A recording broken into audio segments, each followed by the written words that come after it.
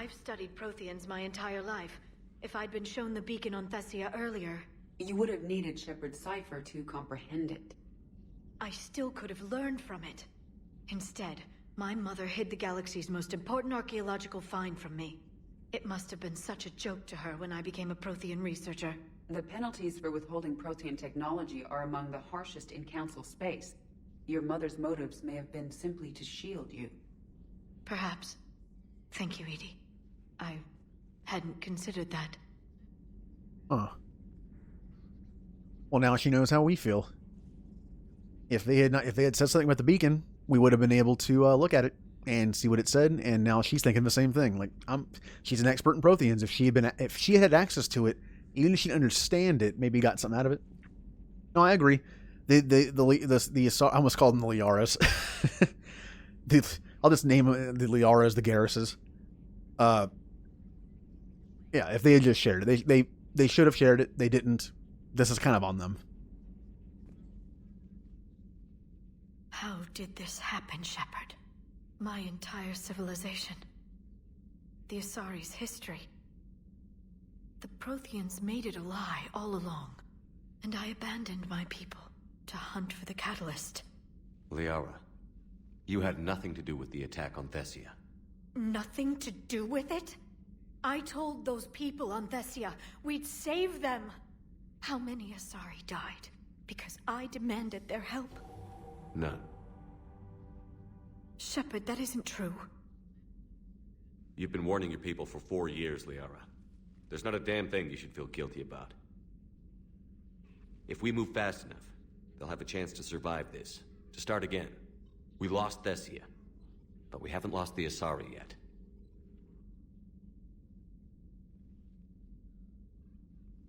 What am I doing on the computer?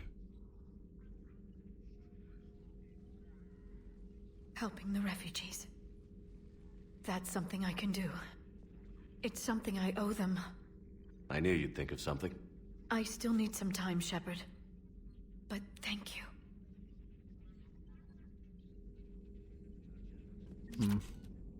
Oh, I got an ability. I need some time, Shepard. What How will about now? happen to the Asari now? The Council should have evacuated Thessia earlier. All right. Interesting. Prothean Notes 2186, Entry 4. I can't let disappointment stop me from learning the Protheans' history. It's just as naive as thinking they were all benevolent. And I've perhaps been arrogant, judging an entire species of what little time I've had to know its sole survivor. It was hardly responsible for the skewed view I had of his people. I put forward the idea of writing a book with Javik, and to my surprise, he said he would think about it. Perhaps it's a start. He probably said that to get you to leave him alone. Possible book titles. Oh no. Please flag this list as a possible book titles. When this is all over, I like to publish what we've learned about the Protheans. The Protheans, a living legacy. The Prothean Empire. The Protheans. The last Prothean. That is such a movie title. Living history of the Protheans. I despise thinking up titles for my own. I can relate to that. Academic research. Prothean journeys. Journeys with the Prothean. I think for something like this, you want to keep it simple. I don't know. If it's about their history, a living legacy, I guess kind of works if Javik, as long as he's alive. The last Prothean, that sounds more like it's about him. I don't know. These all kind of sound like it's just about a journey with a Prothean, not the history of the Protheans. Greetings, Commander. Hey, Glyph. I can't wait for Glyph to get his little bow tie. Garrus. Wait, it says he's in here. Oh, what the? Wow, the camera was like perfectly placed where I couldn't see him. Although now that I look that way, I can see the red thing around him. Any word from your family? They made it off Palaven. It was tight, but they're okay. We'll take every scrap of good news we can get. Wish I had more, though. Why? I just had to make a tough call with the Primarch. He said our fleets are being decimated, so I advised him to cease all offensive operations against the Reapers. A full retreat? The only way to save Palaven now is to hold our ships back for the Crucible. But if I'm wrong, then a lot of other Turian families won't be as lucky as mine. That's a hell of a gamble. No other options? If there are, I can't see them. It all comes down to the Crucible now. And ruthless calculus. How are you holding up, Shepard?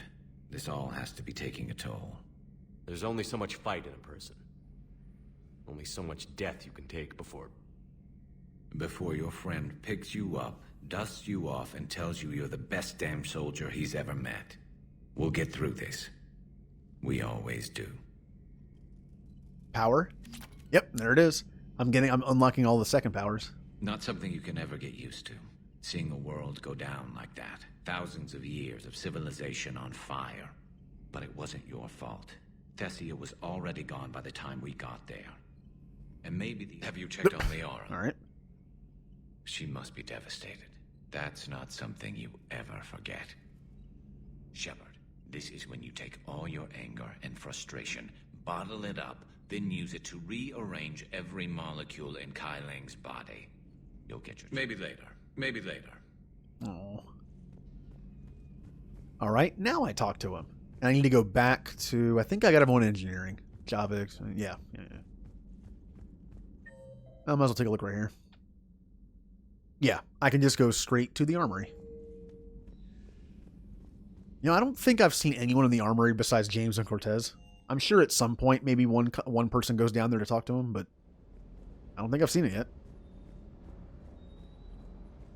Is everything okay, Shepard? Everything is in order. All right. Thanks, Cortez.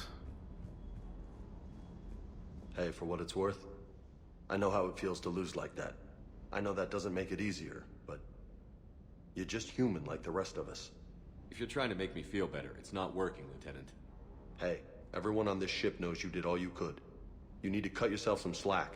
Whatever it takes to get that data back from Cerberus. We're behind you. Whatever it takes to end this. Noted. I'm ready to see Earth again, Shepard. Sure would have liked to visit Thessia before the war. Imagine a whole world of those blue beauties. One of the wonders of the galaxy, if you ask me. You want to hit Cerberus where it hurts? I'm with you. Ready when you are. Hey. All right, that's everyone, I think. Which means it's time to look around the galaxy. My favorite time. I get to look around the galaxy and read some planets and use stupid, crappy weapons, apparently. All right, Jay. What weapons am I using? I know it's the shuriken, but is anything else or just the shuriken?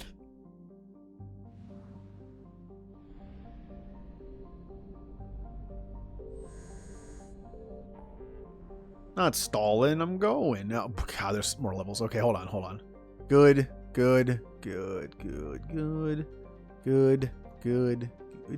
This is still lit up.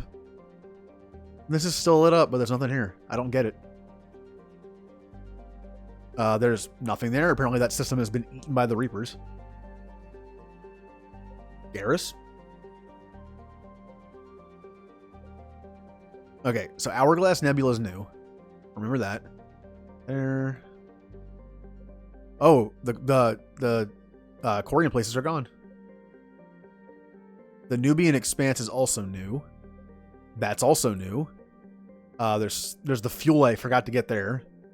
Nothing there. That's the main mission. And I think that's it. Yeah, so we'll just start over here. So it was... Which one was the new one over here? Already forgot. Oh, yeah. Well, I will... Since I'm only using the shuriken, I can't use that for the next thing, but...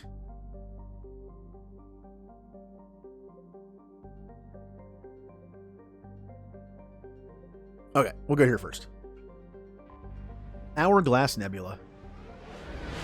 Also, that way, well, we can use that for Sanctuary, but I can't, well, I can't really watch the video while I'm doing this. Maybe you can just explain the build. But first, oh, look at all the systems in here. So many planets to read. I have to do it. Like, it's just like, I've come this far. I have almost read every planet description in every Mass Effect. It's like, I gotta keep doing it. Even the planets, it's just like, this one's blue. Mila.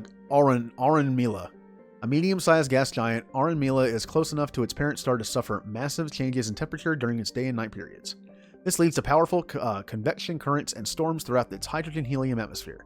Gathering helium-3 to refuel is possible for the hardiest of exploration craft, but lesser ships are nearly always lost in the attempt.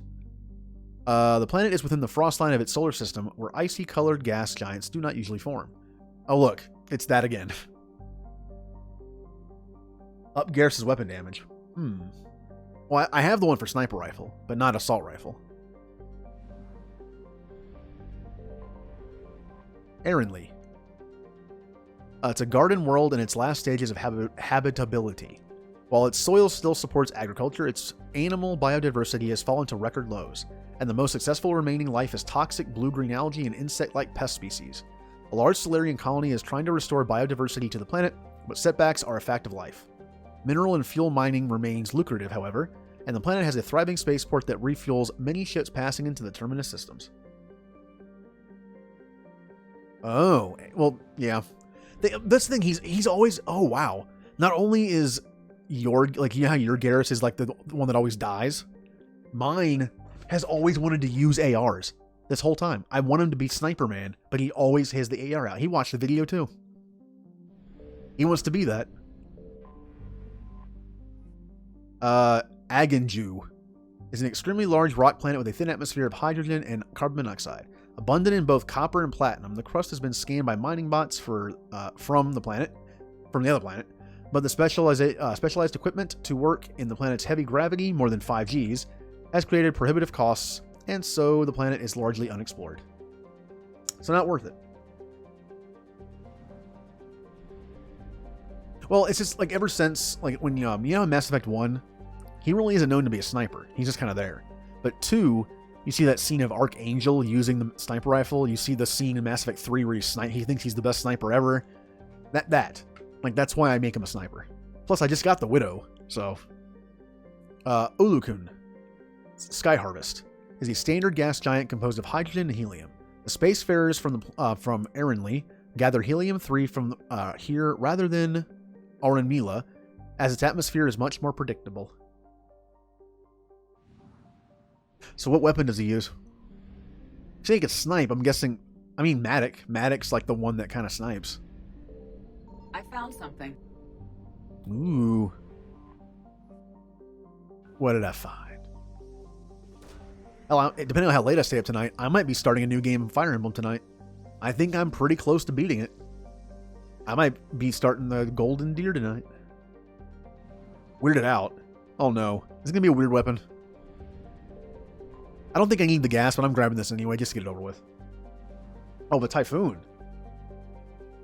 Typhoon makes sense. That thing is definitely a beast of an assault rifle.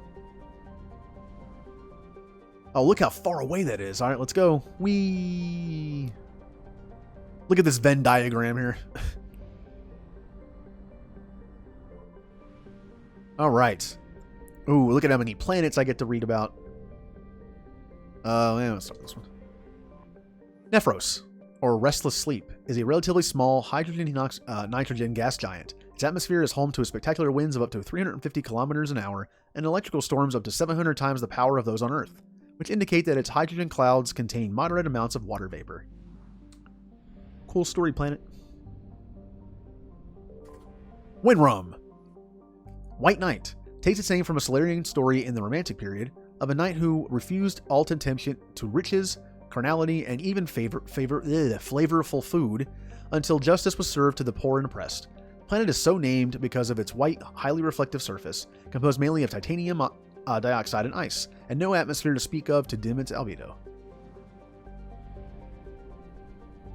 I'm wondering like how this build works, because it's just a weapon with AR damage. Is that all it is?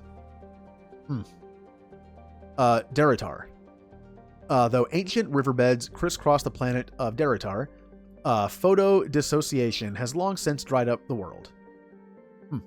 There are indications of ancient mining operations, but any structures have long since been buried or worn down by the planet's seasonal dust storms. Quarum.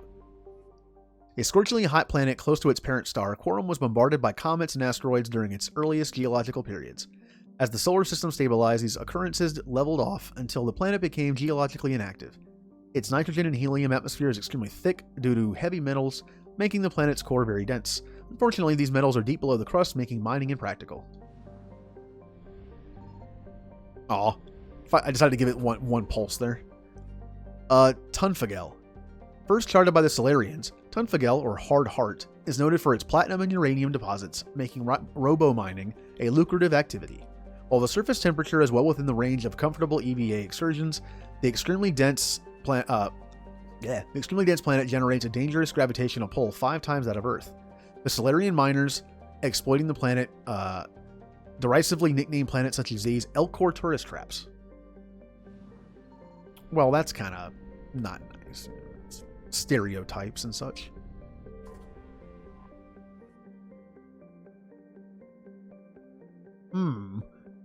I should be able to access it on my phone, I think. I don't know. My phone and Discord don't get along sometimes.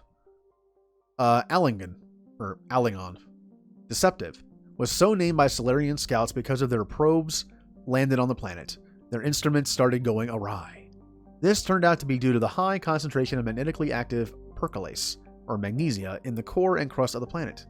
This interference with scans and broadcasts, which was given rise to countless space stories of pirates lying in wait in the planet's magnetosphere, or crashed ships with untold fortunes stranded on the surface. In reality, any pirate would have a hard time locating prey amongst all the interference, and would live lives cut off from the rest of the galaxy, as the magnetosphere kills extraplanetary communications. The planet's other natural features are a thin atmosphere of carbon dioxide and spectacular dry ice formations, and xenon gas, which can be skimmed from the upper atmosphere and used in ion thrusters. Signal confirmed. Aha. Let's take a look here. Shadow Broker starship tech. Ooh. Oh, can I build my own Shadow Broker ship? Come on, Shepard should have that, right? Normandy's cool, but like when you're not going around the galaxy, like you just want to chill on a planet or in the orbit, the atmosphere, let's build a Shadow Broker ship.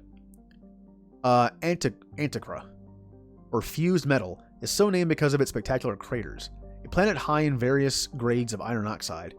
The planet is regularly pummeled by loose asteroids in the nearby belt between it and Winram. The iron melted and fused by the incoming meteors make for spectacular landscape shots that look alien no matter what part of the galaxy you may be from. However, due to the frequent meteor impacts, exploration is considered highly dangerous even to those with advanced kinetic barriers. 100%. Why did I do that? No. Reapers? Okay. Wait. I'm gonna still one planet I missed. Did I get this one? Yeah, I did. Okay. We good. Sowilo.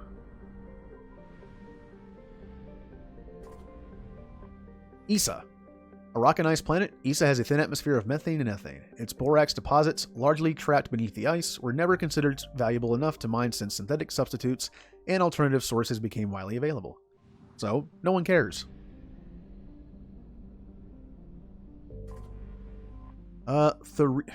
Thurisaz. A hydrogen-helium gas giant, Thurisaz has a decrepit, automated infrastructure for refueling merchant vessels with helium-3. Painted into the metal in Solarian dialect are the words self-serve. They made a okay, alright. Apparently Solarians had self-serve gas stations and stuff like that, and that makes sense. I found something. Yeah, it's weird. Like, I remember, I only been driving for like a year or so, and I went to a gas station because I needed gas. I didn't notice it had full service pumps. So when I pulled up, I just got out and started fueling. And then after I was done, of course, a guy came out and was like, that's the full serve. And I was just like, whatever. I don't care. I didn't know. I'll do it myself. Whatever. But he was like, yeah, but next time, apparently the full serve pumps cost a little more because they're full service. So I paid extra for nothing. But that was back when gas was like $150 at most. So whatever. Uruz.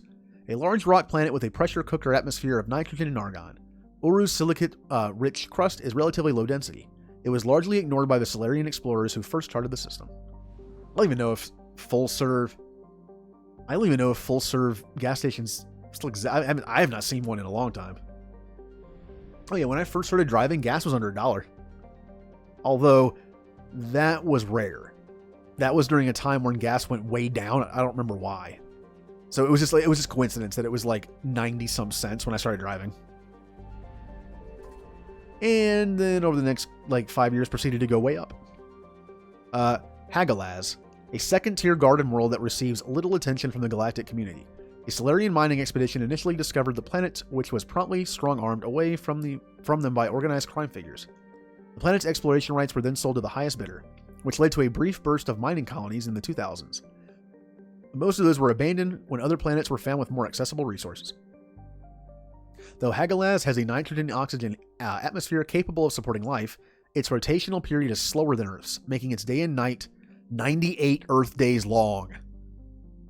That is a long day.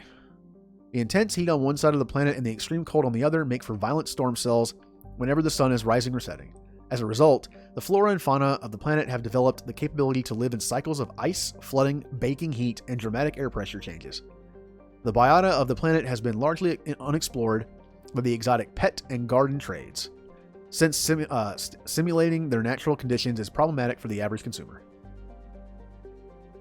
Oh, this is the Shadow Broker planet?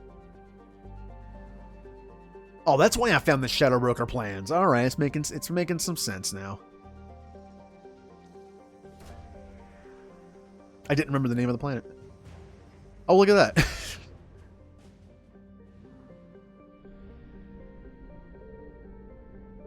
All right.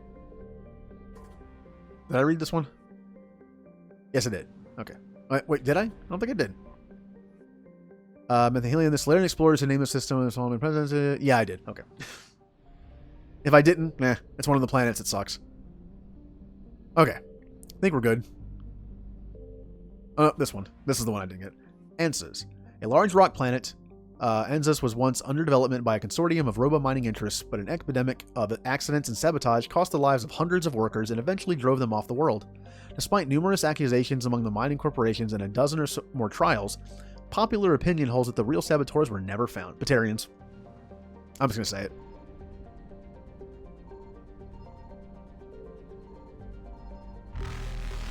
Here they come.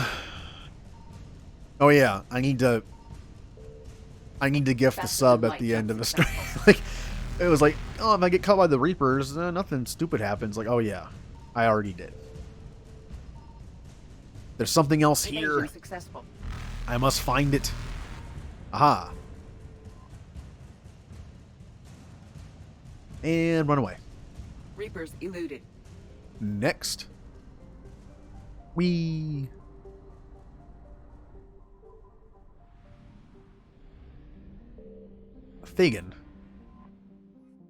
Thagan rounds out the trio of planets only scouted by Space Probe in this backwater solar system.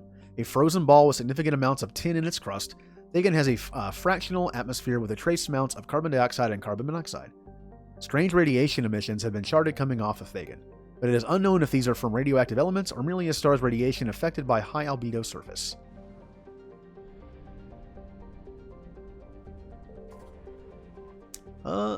Sinulus. Space probes indicate that Sinulus is nowhere near as hospitable as its neighbor Zenithu. Sinulus's hydrogen argon atmosphere is thought to be anathema bait. Oh wait, anathema to life.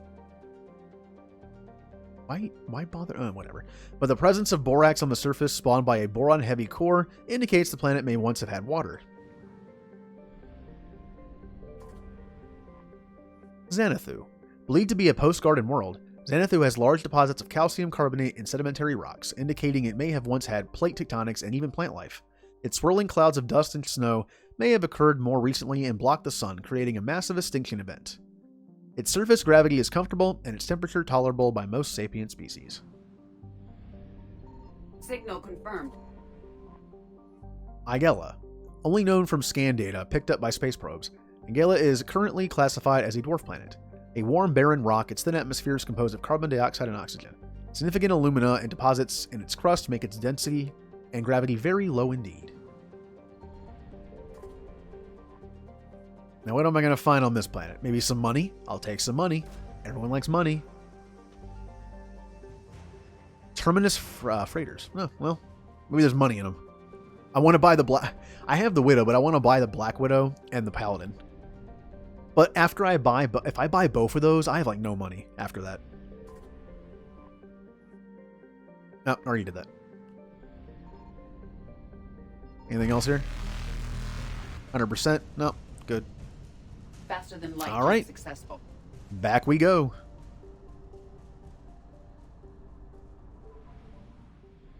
Little low on fuel. I might have to stop by a system that still has a working fuel depot.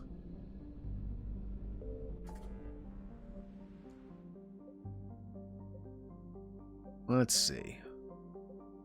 I believe that this one still does. The Slitterian Homeworld.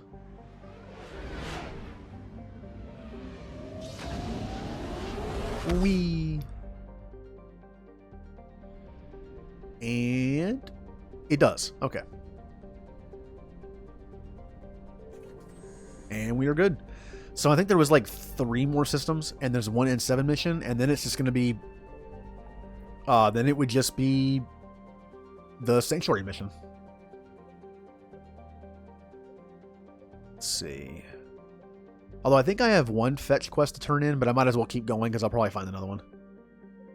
It was this one over here, I think. No, it wasn't. And here's... Wait, what the... Why is this going to nowhere? Huh. Could have sworn one of these was new. Maybe it was new the last time. Okay. Okay, Calliston, I'll get that fuel. I know I literally just bought fuel. I could have gotten this instead, but I'm going to get it just to have it say 100%. It bugs me. Any game that has a percentage showing, it just bugs me if I don't get it. And useless fuel that I don't need. Glug glug. Okay. That's new. That's new. So we'll go here first. But I'm surprised at how fast this game... I mean, it didn't go at first, but like I think I always like overestimate how big this game is, because I get to a point in the game and I'm like, oh wow, it's not that, there's not that much left. Then I get to do that XCOM fail playthrough that'll probably happen, and then Andromeda time. Bannock. Bannock is a large super-terrestrial hothouse with a crushing carbon dioxide atmosphere. A high average density of over 7 grams per cubic centimeter indicate that Bannock is a mineralogical treasure trove. If only there were some way to safely reach its seas of molten metal and loads of radioactives. The planet's mass is so great that trace amounts of helium and molecular hydrogen can be found in the atmosphere. Oh look, it's Pragia! Oh, look at that. The jungle planet Pragia is overrun by choking hypergrown caused by industrially mutated plant species. This, combined with its relative isolation and lack of population, has made Pragia an occasional base of operations for drug runners, weapon smugglers, pirates, mercenaries, terrorists, and intelligence agencies seeking secrecy. Sustained habitation on Pragia is extremely difficult, where mutant and even poisonous plant life can overgrow colonies in days instead of years. Well, if there's ever going to be like a plant species, it's from here. Just a giant walking Venus flytrap. Alkanost. Alkanost is a standard ice giant with a methane ammonia atmosphere. It has an unusually strong magnetic field, which is occasionally useful when ships need to discharge their drives.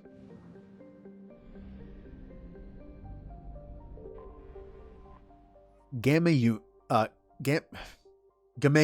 whatever, is a hydrogen-helium gas giant with 6 large icy moons. The outermost one, Gigula, is one of note for a well-preserved wreckage of an ancient starship that was recovered by a Turian military surveyor. Little information has been released to the public on this vessel, aside from a scholarly paper regarding how the internal layout suggests a horizontally oriented race. So, crawly people. Zernitra. Cold, distant Zernitra has an extremely low density and is thought to be mainly water ice around a small rocky core. It has little to recommend it. I love these. Like, why bother? Just give it a name, give it a number, and move on. Oh yeah, I didn't scan. Scan time. I found something. Don't mind me, Reapers. Leave me alone. You already got me once. Ooh, am I going to find a plant? Oh, what if I found like a potted plant I could bring on board? I'm sure that people wouldn't mind that. Research data from Pragia. All right. 50%. It's going to be fuel. It's always fuel when I can't find something. Aha! I don't even know if I need it or not. I'm taking it just so I can get it out of the way. Bye. Evasion successful. We're going to Kurtasai. Oh. Well, this system's interesting. Noresa.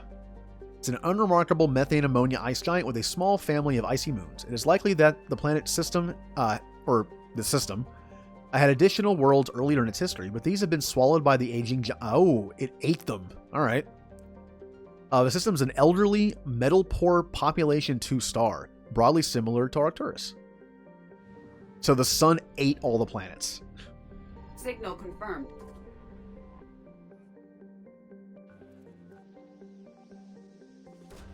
Now, what am I going to find here? It's a gas giant in the middle of nowhere. Alliance Frigate Trafalgar. Why is that here? We're down in the middle of nowhere. Yeah, it'd be cool if you get 50, really. If you could go to where Jacob's father was, where all the planets just have numbers. That's what I want. Like, I want like a No Man's Sky thing where it's like you get to look at planets that haven't been discovered before. You get to name them, and everywhere here has been named. I found For better or worse. This planet's name is Yam. Yam. With over 90% of its surface covered in oceans, Yam is a habitable nitrogen-oxygen world, but its extremes can be quite hostile to sapient life. The heat from its extremely long days reach dangerous levels, ranging from 44 Celsius at night to 53 in the afternoon in the temperate zones. Hurricanes run unchecked across the oceans, with winds reaching up to 250 kilometers per hour. While there are some arthropod-like animals, the predominant forms of life are various kinds of toxic algae blooms that stretch hundreds of kilometers across.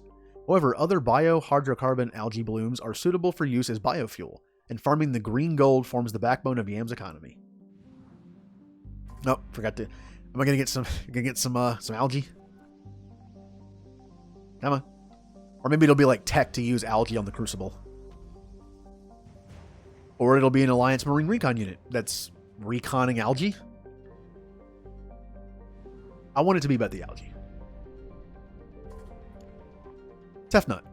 A hydrogen-helium gas giant, Tefnut is home to a helium-3 collection and the nearest refueling facility to the Nubian Expanse's mass relay. As such, it is a major gateway to the Verge and Terminus systems, and has become famous for its hospitality industry.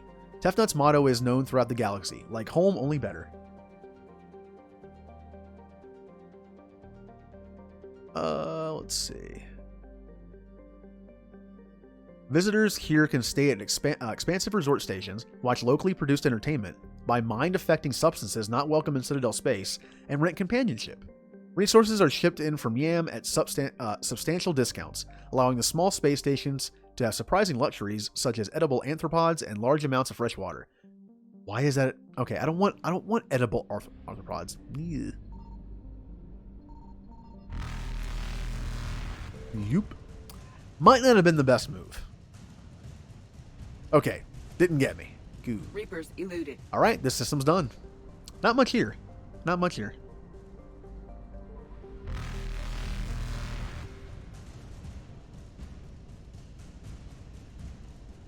Faster than light jump successful. All right. So the next area was this one. Communication Hub. Which I think is the N7 mission. And this is the Sanctuary. I think there's one more down here too. Nope, that was before. Okay. So I only have one more area with a mission and look around, and then there's the main mission.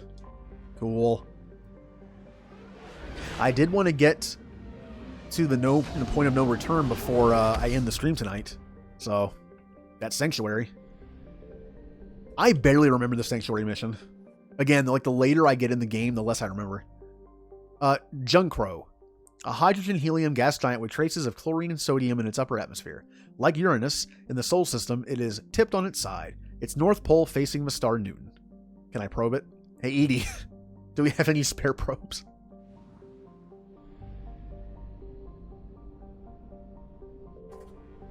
Sesmos. Okay, that kind of looks cool. It looks like a Earth sort of like planet with rings. It's an ice dwarf world, its surface composed almost entirely of frozen water. Normally a planetoid this small would not rate inclusion on the system's charts, but Sesmos' unusually large and beautiful ring of ice crystals has made it a popular subject for visual artists. This ring is the result of a glacial equatorial impact, which left a large trench and threw a large amount of melted water into the atmosphere. The rings are a temporary feature that will completely decay in a few thousand years. Aww.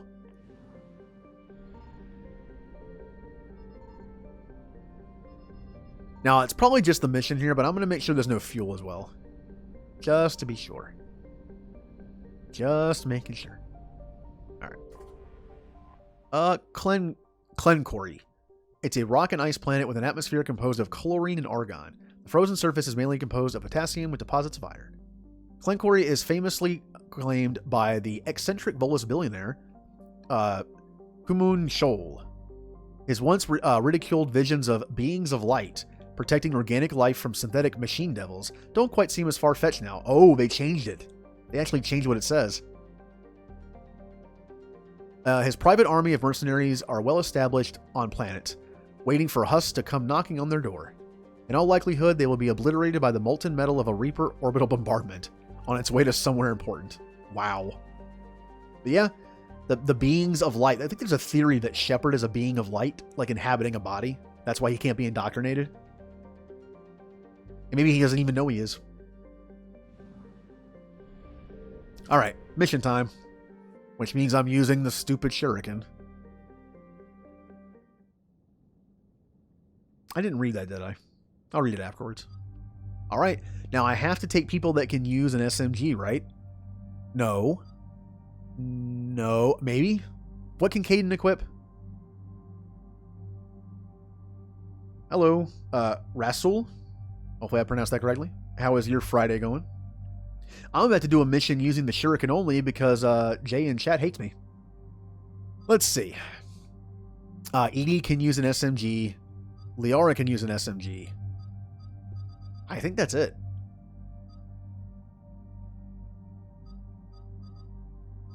Caden is a Sentinel, but he's a weird one because Sentinels from Mass Effect 2 on have armor, but he has something different. He's like an old school Sentinel from Mass Effect 1, where he has half biotic and half tech, and not the armor. I guess I'm taking Iggy and Liara. They're the two that I absolutely know have SMGs. Let's go. Oh yeah, he has Reeve. That's like that's his thing. It's been so long since I played with Caden in Mass Effect 3. I kept saying he had tech armor, and he doesn't. He has Reeve. All right. Let me take off the soldier build that I was given and put on the nothing build. I didn't even level it up. It's a level 1 shuriken. All right. This is going to be great. Level 1 shuriken.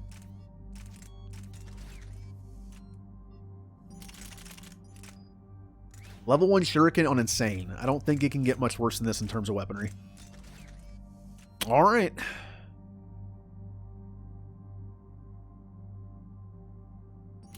What do you mean? You're the one that used the points. You used the points. You had the power. You had the power. Reduce power speed penalty by 30% or increase damage protection.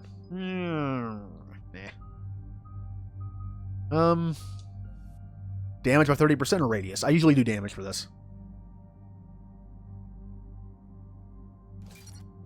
Oh yeah, well yeah, that yes, that is kind of on me. But would you spend the money to level up the shuriken? Is that a good investment? Chain lightning or damage? Since I don't have it anymore, they'll do this. I don't know. Like I've always done single target incinerate for like the big boss guys like the Atlases and stuff, and then I always do chain for the overload. Like I do like AoE in overload and single target incinerate. It's that part of my brain that likes balance. It's kind of like how in Fire Emblem, I'm playing through Fire Emblem 3 Houses right now on off stream, and I'm trying to have like one of each like master class on my team. I'm like that. I like having like one of each thing.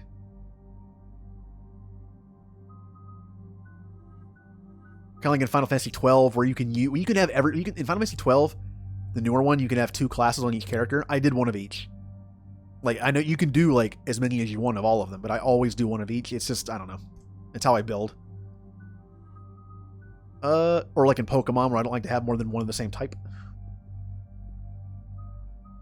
Well, Jay, you say that. I think I might still play on normal on my playthrough, but I think I'm gonna put it on. Permadeath. I'll at least do that, and then maybe my 3rd time through, I'll up the difficulty. I'm still learning the game. I still don't understand some of the stat stuff. I'm learning though. I'm learning slowly. Not having played a single Fire Emblem besides like the GameCube one years ago for like 2 hours, I don't know. I feel like I'm doing okay. Okay. What map is this? It's a multiplayer map. Which one's it going to be? Cerberus has taken one of our secret communication facilities. All campaigns in this theater depend on the information that dish array supplies. What do we know? We're getting intel from a tech who survived the attack. Grace Sato. She's hiding in a security bunker off-site. A civilian? Yes, patching her through. Miss Sato, what's happening down there? I'm staying hidden, but I'm the only one left. They're trying to hack into our systems to access Alliance operations protocols. I'm tracking their activity, but they're bound to find me sooner or later. Hang in there. We'll be there soon. Yes. Yes, Commander. It's not ideal, but she's the only one with any traction on this. The information stored in that network is critical, Commander. If it gets into enemy hands, we'll lose a lot of good people. I'll take care of it, Admiral. See that you do. Hack it out. That kind of reminded me of Bringing Down the Sky. Having us like a civilian like engineer, give me some information from the surface. Oh, it's this one. Yeah, I should have known as soon as he said like the satellite dish type, the thing, that equipment.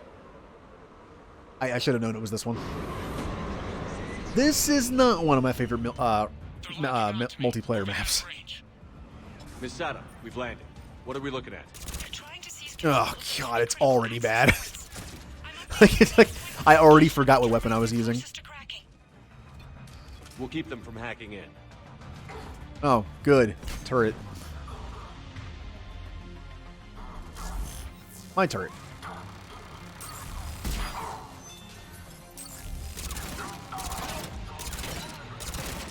Hello, Edie. Oh, hello, ghost of Edie.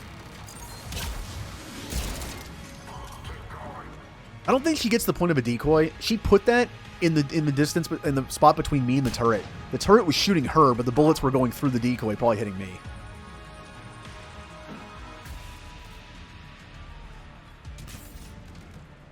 No. That literally, if you do that, it will be 10 minutes of not killing anything and then just waiting for the timer to run out, and then I'll be able to use abilities.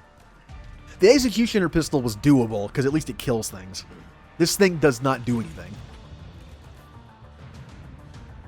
Oh yeah. I have to switch them to it. They'll be better at it than I am. Alright, where are they?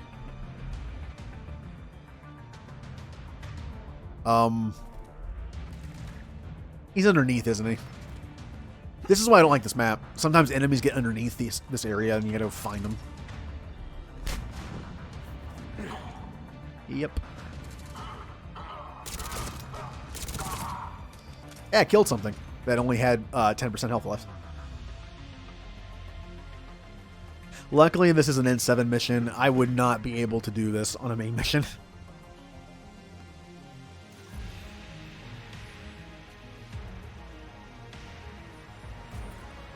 Commander Shepard, Cerberus shuttles are scouring the area. I think they're looking for me.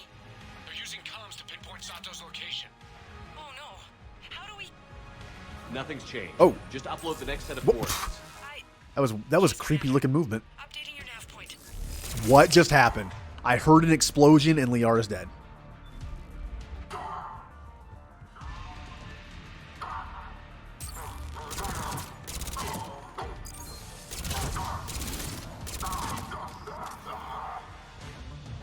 Alright. I don't know what killed her. It was a single explosion.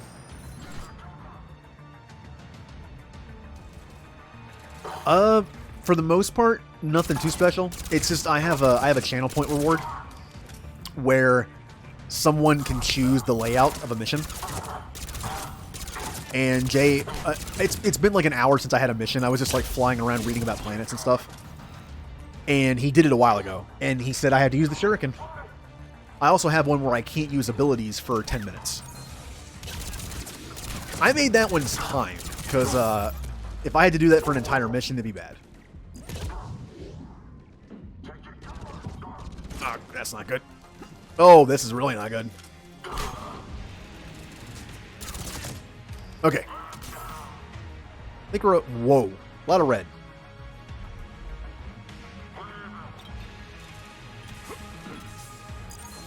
I keep doing it. Keep using the wrong abilities. ED, please don't go down. Oh, Jay, like you said, like I've mentioned, like, you know, when you have AI in games like this that do things that kind of become quirks of the personality, like the fact that your Garrus always dies. My Liara always dies. Your Garrus is my Liara. She always dies. Although mine makes more sense. Yeah, mine makes more sense. She's squishy. It doesn't make any sense that your Garrus kept dying over and over again. I mean, on this difficulty, everything kind of dies quickly, I guess, but... I don't know, where are you going? I hate this thing. Can't hit anything.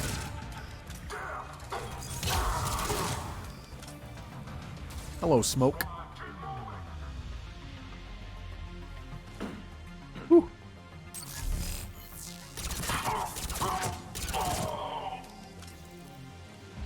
Don't worry, Liara. I'll save you again and again and again and again. All right.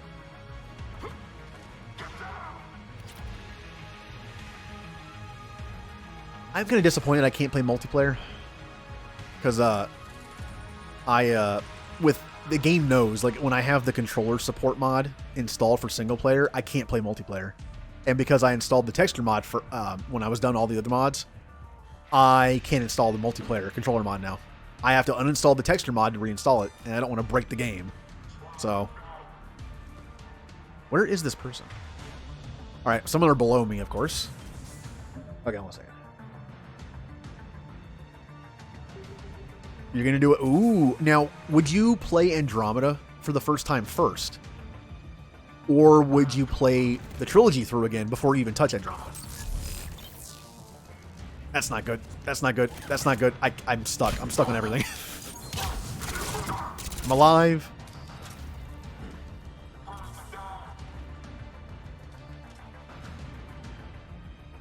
I didn't do that many mods. I made it sound like I did. Like, I didn't do that many. I do not... At least the first time I'm streaming a game, or the first time I'm playing a game even, I will only mod what changes the visuals. I won't mod anything that changes the mechanics of the game. Now, the second time through, maybe. I tend to just do visuals. Everything else, you know. Like, there was a mod that adds a bunch of extra features on the Normandy. Like, you can make it look different. I forget what it's called. I didn't do that, though. I know that's more visual, but still, it kind of changes some stuff. Oh, okay. Well then. I mean, I enjoy... Look, I will admit, Andromeda's story is not great. Its characters just... but the gameplay's fun. Where did that go? The gameplay's fun. I actually like the gameplay of Andromeda. More so than this. Like, I don't, this feels a little clunky. You know, when you're trying to move around and gun and stuff, and you're trying to, like, do this kind of stuff, it doesn't feel as good. It improved every game.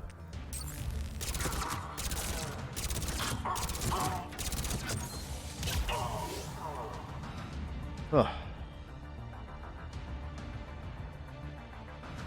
Like, I'm planning, before I play Andromeda after this, I am planning to do a Iron Man hard playthrough of XCOM 2. Just for fun. I haven't played XCOM 2 in years, I'm going to be terrible at it, and that's part of the fun. I'm going to die. It's most likely going to be a failed run, and that's fine. But there's a lot of Mass Effect mods for XCOM where you can put Mass Effect characters in the game. I will do that the second time through. I'm going to turn XCOM 2 into Mass Effect XCOM. It's gonna be Mass Effect strategy or tactics.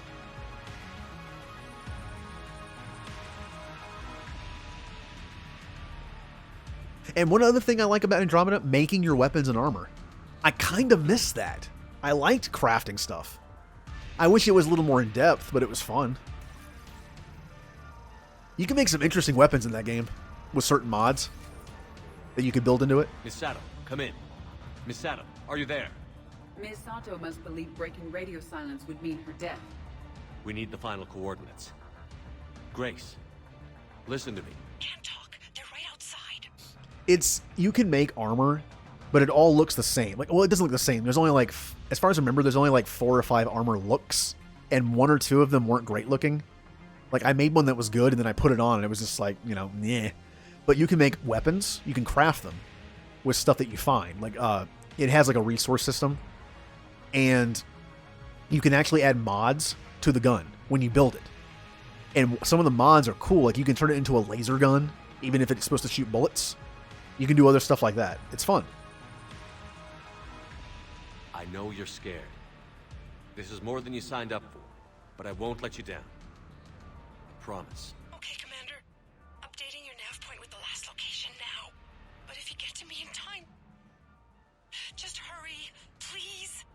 Commander, I think I can make a run and get her. Do it.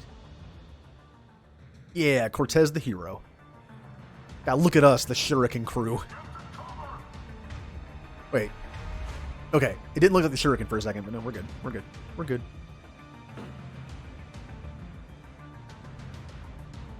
There's a lot of combinations I didn't do. I've played through Andromeda 3 times, but 2 times were like right when it came out. I binged it the first time through, and then did a New Game Plus immediately.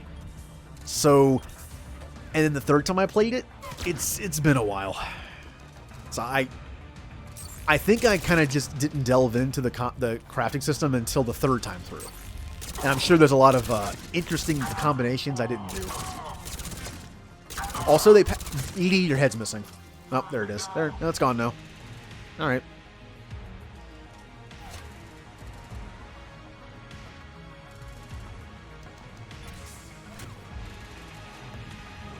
Wait, data corruption. What?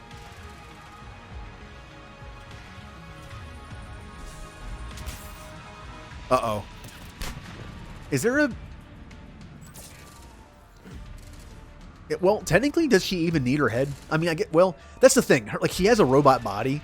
It's weird to think of a robot being built with, like, the only way they can see visually is their eyeballs in their head. You think a robot, it'd be something different. As a human, we think, like, oh, the robot, take the robot's head off, it can't see. We don't know that. It could have sensors in its chest for all we know. The head could just be for looks. It's just there to move. It's there to move its mouth to make it look human.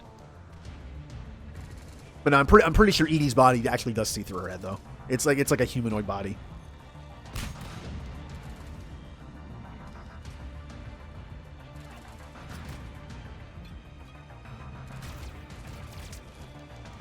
Uh-oh. Didn't notice the grenade. Okay, we're good. Boop.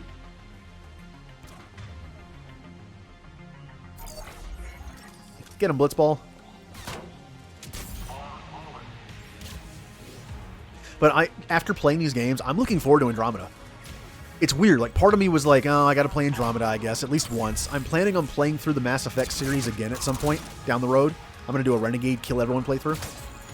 And I'm also planning to do a randomizer playthrough that will consist of, like, coin flips and dice rolls that let me decide stuff. Like, do I go on this mission, yes or no? Flip the coin. Which dialogue option do I pick? Top right, middle right, bottom right. If there's only 3, I do a RNG like 1 through 3. That's gonna be completely decided by. It's gonna be like a Just a completely randomized world. As much as I can do with Mass Effect. I'm only going to play through Andromeda once probably, but hey, like, I'm actually looking forward to it now. For gameplay purposes. As I've said in the past. Oh, good idea. I will save as soon as I can. I can't now, but I've said this before in the past, but nope, come on.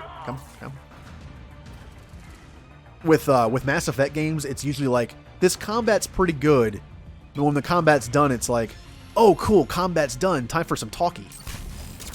But Andromeda is the reverse. You know, it's like, oh, the combat's done, now I have to talk to people. But hey, I will give Mass Effect Andromeda characters this. I'll throw them a bone here. Out of all the generic human starter characters, Kaidan, Ashley, Miranda, Jacob, James, Cora, Liam. Uh-oh. Put that thought on hold for a second. I think I might like Liam the best. I like his comical personality. Kaidan's a close second to me. I mean, compared to Miranda and Jacob and Ashley, yeah. Yeah, I know.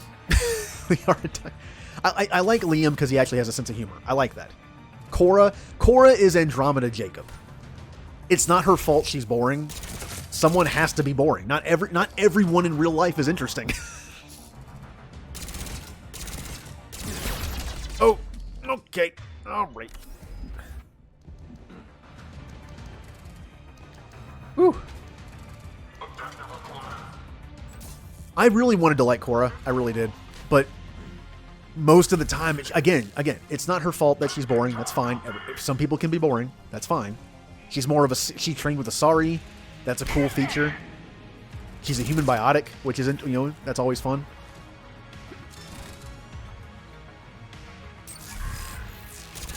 Oh, she died from that. Okay.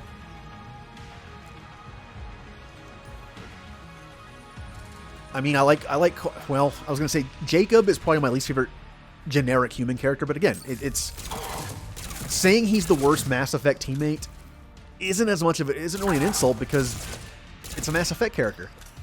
I've played plenty of RPGs where all the characters were worse than Jacob. Oh. Okay, I'm kind of being a little clumsy in this mission, but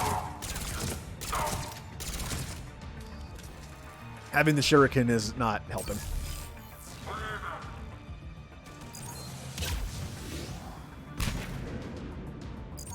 Keep going it. I don't know why I keep mixing up my stuff. I see shields and I hit right bumper for some reason.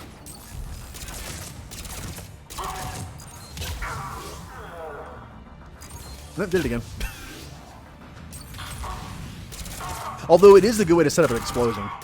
Put them on fire and then use that. It works. Am I done? Liara, I swear.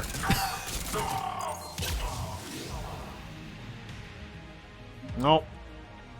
1 second. Automod is probably being stupid again. How? How is that sexual? What is with Automod?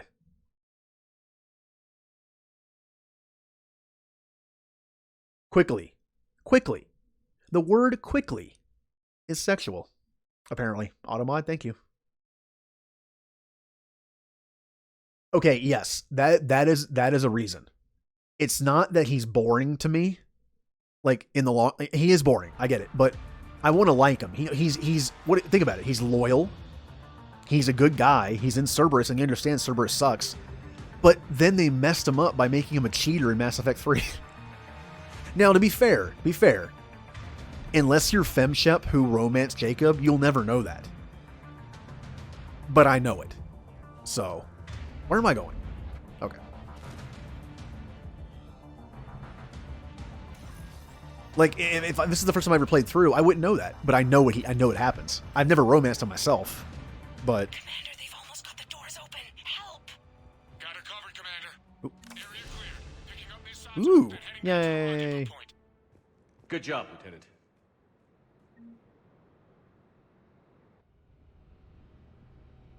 It's been 6 months. It's literally been 6 months. Like, it's only 6 months. Our communication station is secure. Operations in this theater are safe again. No small task to keep it that way. How's Misato doing? She has to be transferred to a nearby Alliance station. She wants to help however she can. Good. We need all the help we can get. Hack it out. Oh, and by the way, I'm wearing this getup because I haven't done it yet. I'm just because I'm streaming and I'm trying to have fun with it. I've been using different weapons and different outfits, different armor setups. I'm wearing this because I haven't yet. I'm not a big fan of it. Ooh, time to read. The Shadow Broker's strength lies in her connections. Dr. Liara Tassoni has a team of operatives able to procure almost any supplies at any time by using an extensive network of bribes, blackmail, and favors. This logistical support has become important to building the Crucible, as the disruption of communications and travel makes gathering resources risky at the best of times. Oh, what a waste. Oh, I'd be so disappointed if I romanced Jacob and didn't know what happens. And it's just, oh. I mean, honestly, romancing anyone besides Tali from Mass Effect 2 I feel is disappointing because you don't see him very often. Like Miranda's isn't bad because you talk to her several times. It's like a long distance relationship kind of. But Jack, you see her for a mission, you see her on the Citadel once, and besides the Citadel DLC, that's it.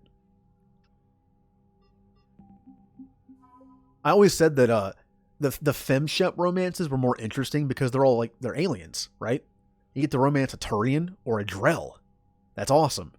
But as a guy human, it's Jack or Miranda. And Tali's obviously my romance because I like her and it's interesting. But it's offset by the fact that FemShep has Jacob. So the Alliance. Commander Shepard. Oh, already did that one. Oh, that's weird. Third Fleet. Nairobi. The Trafalgar was in the middle of an engine overhaul when a Cerberus flotilla engaged it in a firefight. Barely escaping on auxiliary power, its crew later finished upgrading the ship in record time after meeting Alliance forces. That's why it was in the middle of nowhere. It was hiding. Communications array. Before fleeing Antaram with Commander Shepard's help, technician Grace Sato saved a copy of the schematics of the Alliance's most advanced communications relay. Sato will use these schematics to build several smaller arrays to collect crucial intel from points in various systems. Well, good.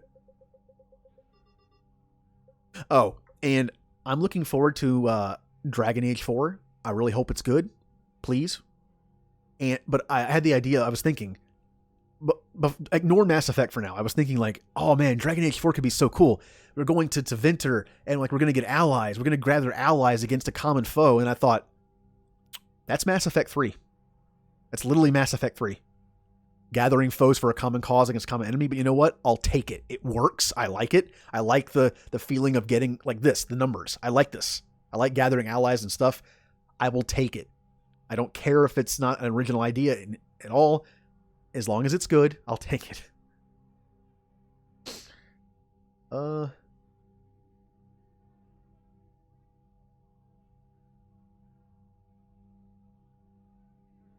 you mean stuff like I like games that have that kind of mechanic. Like Final Fantasy Tactics is one of my favorite Final Fantasies. And you go, it's like, it has like a Fire Emblem type thing where it's like, you know, isometric grid where you can move around. But sometimes, if you go to the taverns, you can send a team of 3 on a mission. And depending on their stats, they might come back with failure or success. So I get what you're saying. Like I wish the world was like more immersive. Like you could like command more. Instead of just coming out with 2 different people, you could tell them to go somewhere and do something. Andromeda has that, sort of. It has that thing where you send out troops. I love that. I wish there was more to it than that. I wish there was more to that function, that feature, where you send out teams. That's a fun little feature. All right, Crucible. Shadow Broker. Ooh, the Shadow Broker's unnamed vessel served as both a data repository and stealth ship for the enigmatic information trader. The ship ingeniously drew its power from the thunderstorms raging constantly on the planet it orbited, relying on an interlocking system of kinetic barriers, grounding rods, and capacitors to avoid being ripped apart. These systems have been repurposed for sections of the Crucible that require the safe discharge of tremendous amounts of energy. Ooh. You're right, it doesn't. But again, like, that's why I wish it was more like built into the game. I like it. I like what it does. But it is just like, go out and do this and come back. That's why I wish it was more important. Terminus Freighters. I like the idea of like leveling up your skill though. I forget what skill it's called, but like leveling it up to get more people and leveling up them up and like going on missions and they come back where it's like a 50% chance of success and they succeed. I like them. And you do get stuff from it. But I wish kind of like the war table. I love the war table idea in Inquisition. So wouldn't it be cool if Dragon Age 4 does this whole like gather your allies as a certain number to defeat a common foe? If they brought back the war table, it'd be fun. I like stuff like that. I like weird stuff in, like, I know it's not weird, but weird or different mechanics in the game I always like. Like, for instance, Fire Emblem Three Houses. I've played Fire Emblems in the past a little bit, and it's all just combat. There's story too, but there's combat. Three Houses has the social sim aspect, and I love that. That's why I chose it. Just like in Andromeda, like people talk about Andromeda, I like that Apex system, and I like the weapon building. I pick like the lesser stuff in the game that I like.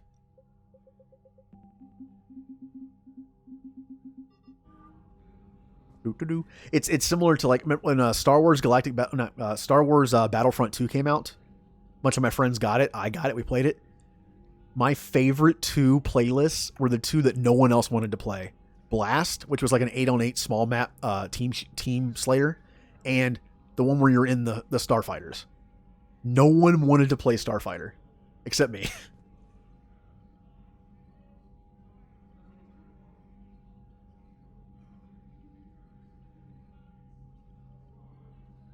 That's another thing about certain games I like, the choices. Like that. It's like a not like you take like a government kind of sim and it's like that. You can make choices with like your troops and movement. It's like it'd be like how this game should be. Like it should have that aspect. Like, do you send troops in knowing they're going to die? And maybe they do something better later.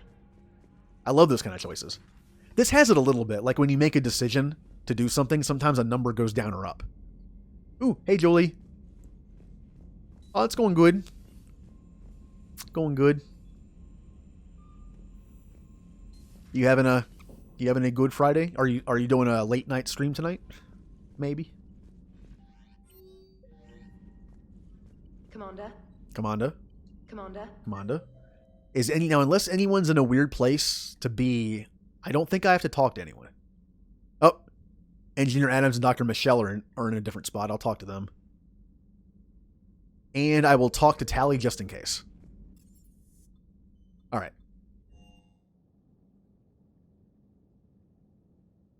Oh yeah, he's still awake. He told me that he's used to the lack of sleep. So we're all machines, carbon or silicon. Is there really a difference? We feel emotions. Synthetics are programmed.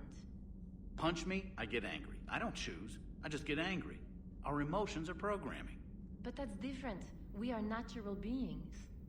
Disease, parasites, lions ate their prey alive. Nature can be horrible. So you're siding with the Reapers, then? Just because I'm saying the Reapers are alive doesn't mean I want them to stay that way. But we need to break free of nature and open our minds. Yeah, I'm siding with Adams on this one. So you believe again? Genetics don't make us alive. It's our self-awareness, curiosity, and capacity to evolve. Well put, Commander. You're all logic and no soul. I bet the guests would take you in as one of their own. Beep beep boop. Hey, that's a compliment. I like the Geth. Legion. Aw, Legion. I made myself sad saying that. Legion was my friend. And like I said in the stream that he died, in some ways his death is, to me anyway, like more sad than Thane's and Morden's. Because again, Thane and Morden didn't have much time left as it was. Morden was old for Solarian, and Thane was terminally ill. Automod, I swear.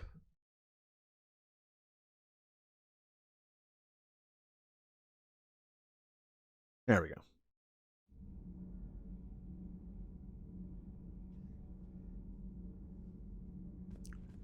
I don't know what's with Automod. It thought the word quickly was sexual. Like, I don't get it.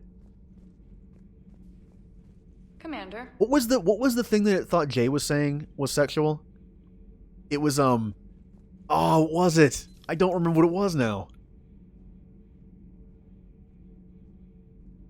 Oh, that's what it was. Yeah, it was the name Hans Zimmer, and the fact that he was saying like i7 processor.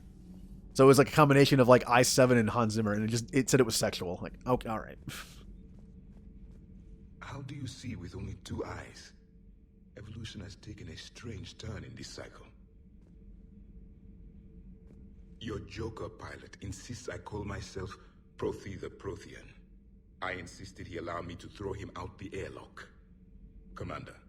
Shavik has a weird thing of wanting to throw people out an airlock. I wonder if that was like a pastime for Protheans. They just, anything they wanted to get rid of, just out the airlock. Okay, stupid mouse. Get out of here. I'm going to talk to Tally just in case, and there we go. Do you ever feel awkward being the only Turian on the ship? I don't know. Should I? I just mean not having anyone else like you around. Doesn't seem to bother Liara. But she can eat their food. Huh. I like it because it doesn't have ammo. Kind of like how I like the Lancer you get in the Citadel DLC because it has like the cooldown function. I like that. Any kind of game that has ammo, I love things that doesn't use ammo. I'll take a cooldown. I'm the kind of person that hoards things. Like in Halo, I will keep the rocket launcher the whole level and never use it, and then the level's over and I lose it. I'm a hoarder. Just recently, I started using Metagel to heal myself. I kept not doing it. I kept not using it, and then someone in chat was just like, please, for the love of God, just use it. I was like, that makes sense. There's plenty of Metagel around. Or it's like Overwatch, where I don't use my ultimate, because it's like, I know I need it later. I know I'll need it later, and then the round's over. Good to see you. Good to see you. Aw, Tally. By the way, where are my engineers? They're in... Oh. Uh-oh. Am I gonna find them doing something inappropriate? We're about to go spy. What's going on down here? What the? Oh, hello, Commander. We were just double checking the thermal ducts. I'm sure you were. Carry on. Wow, how scandalous. They were hugging. I like how Shepard would walk into a room like, what's going on here? It's like, dude, we're just hugging. Like, it's a hug. We're not doing anything. Like, Commander? Shepard. Do you think Shepard noticed? I'm sure he didn't. I'm so embarrassed. Notice what you were... Well... whatever.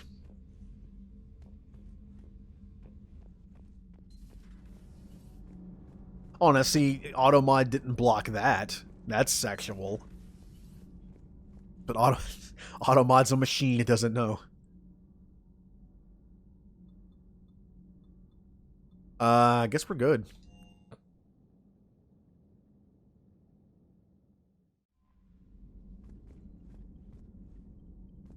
Commander? Now, let's take a look here. DLC. I think I missed that. I'll go buy it on the Citadel and hand it in. DLC. Uh-oh. Wait, the Nimbus cluster. I guess I missed that too.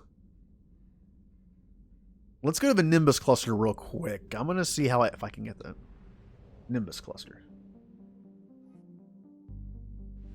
Yeah, I like in games when they'll NPCs form relationships like that, which I've said that I like Tally being the love interest of male Shepard because it gives her a role.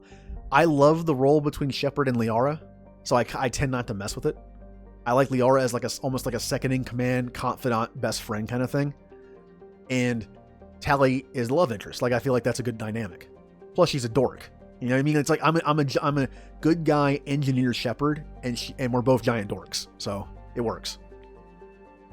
But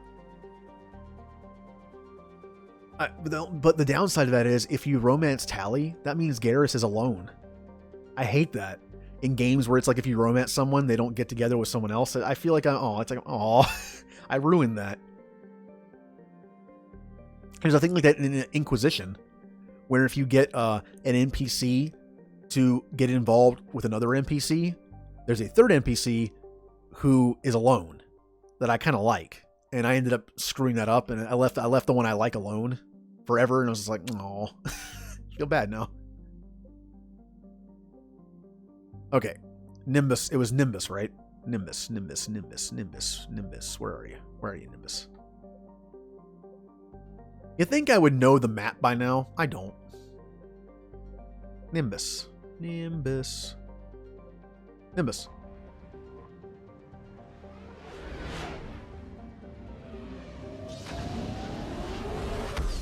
It happens. Okay, it's Tally. There's Tally and Garrus. There's also Ashley and James hook up at the party. Doesn't mean they're in a relationship. It's just like, a one-night thing, I guess. But Ashley's dead, so. Oh look, wait a minute.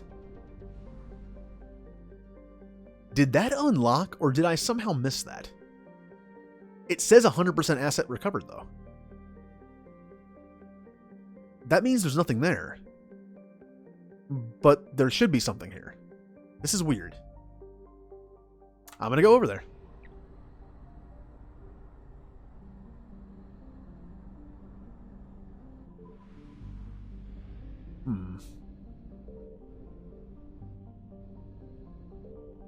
Well, the weird thing is, though, it says 100%. That means that there's nothing here. When it says 100% and there's a system unexplored, there's nothing here. I would say it pops up later, but I don't think it does. I'm kind of out of missions at this point. Once I go to Sanctuary, I think that's it. Well, then, a little bit else. Maybe like one other thing. Some dialogue, and then Cerberus space. Yeah, there's nothing here. Huh. Weird. I don't know. Maybe there's one more N7 mission that pops up. I'm pretty sure I've been here. I'm pretty sure I've been here. I'm trying to look at the names and get a feel if I've been here or not. I don't know. What's this? Yeah, I've read this. Yeah, I've read this. I've been here before. There's just nothing here.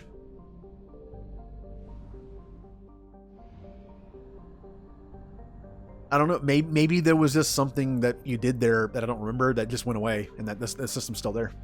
Huh.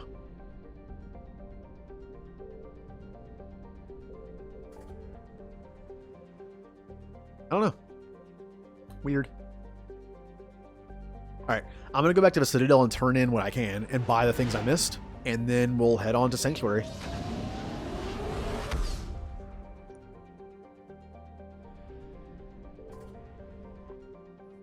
I don't know if it's going to... Well, actually, I was going to say, I'd like to get to the point of no return tonight. That way, next week, I can start the DLC. Clear to dock, Normandy. Do you need ground But even if transport? I don't, the Leviathan DLC is not 4 hours long, at least, which is how long my Tuesday stream is usually. So I wouldn't mind, finishing up the endgame stuff and then starting it. So the Sanctuary mission is probably going to be the last thing I do tonight, because it's probably going to be, another 40 minutes at least. I don't mind going a little late. Yeah, the Leviathan DLC, I think, will probably take, I don't know. It's hard to ballpark it, considering when I play by myself, I skip dialogue. I'll read the subtitle and skip to make it go a little faster. When I stream, I don't. So. Please select a destination. Oh, the Citadel DLC is long. That's why I'm trying to time it, where I do Leviathan Tuesday and Omega Wednesday. I normally do 4-hour streams on Tuesdays and Wednesdays.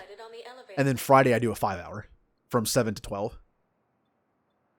All right, where am I going? What am I doing? No. Okay, wherever I'm supposed to turn this in, it doesn't show. Cool. Status recognized. Please select Or maybe I don't have it yet. Let's go to the Citadel. Yeah, embassies.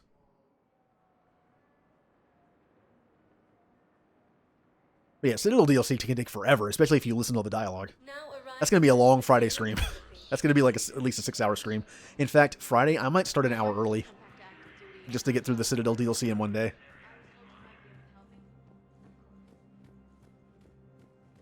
But I am streaming tomorrow. But on Saturdays, I alternate between a Pokemon Emerald Nuzlocke and a list of games I grew up playing, and I pull from them randomly from a number generator. Tomorrow is going to be Pokemon. I've started doing a longer stream schedule. Saturday is going to be 6 to 12 Eastern time. But I'll be honest with you, I can't play 6 hours of Pokemon. I will go insane. It's just like I can't do it. I need a bit of a break in there somewhere. So I started doing like a half and half stream, like 3 hours of Pokemon and 3 hours of something. Right now it's Game Dev Tycoon on Steam, but that won't last too long.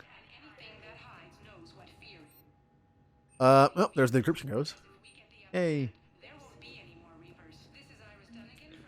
Well, what I'm going to do is, because I have to mess with the mods and like rip them down and put them back up, once I'm done with 3, I will be going through the series again as my Renegade character later. I don't know when, but later. At least after a few other games. Andromeda, XCOM playthrough that's going to probably fail, Andromeda, maybe something else. So I'm going to mess with it then. If I break it, worst case scenario, I can reinstall the entire game and just start over. But I don't want to stress myself and do that while I'm still playing it, because I might just break the game entirely. Okay. It doesn't tell me where to go. Cool. I must have missed this. I don't know how I did. Huh. I don't know how you can miss this stuff, though. I went well, whatever. Citadel Embassies. Well, here I am.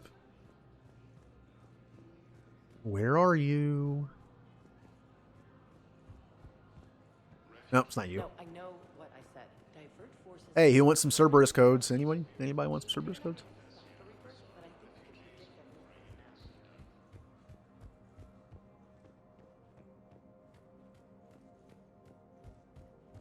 Oh, it's this guy? Nope, not that guy. Oh, what the? Huh. Well then.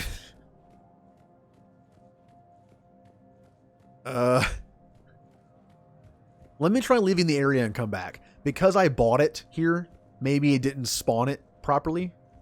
So maybe I just leave and come back.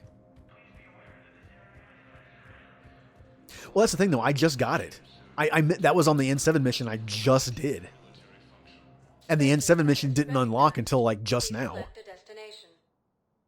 Pretty much. After Thessia. Huh. One moment, please. Yeah, but this game is weird, though, with that. Sometimes fetch quests can end after you do a story mission, but sometimes they don't. Sometimes you actually have to do them.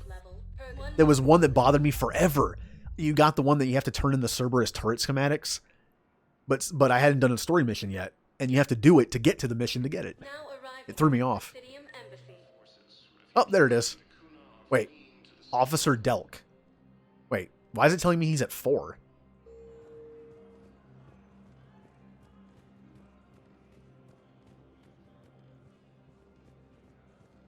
That's weird. Look, I filled out all the forms you requested and jumped through every hoop. Oh, hello. Bang Gamer Bang. And welcome. Yep, it worked. Your Yay. intel, right? I found these encryption codes on a Cerberus engineer. I thought they might be helpful. Cerberus ciphers. That's exactly what we've been looking for. Thank you, Commander. Woo.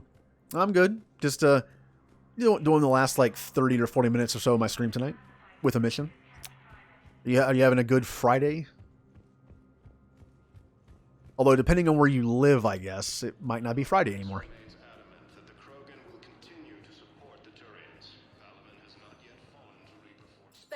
I'm used to talking with people on Xbox. I'm on East Coast, so I'm always later than them. But, like, for instance, perfect timing. Hey, see, it's not Friday for you anymore.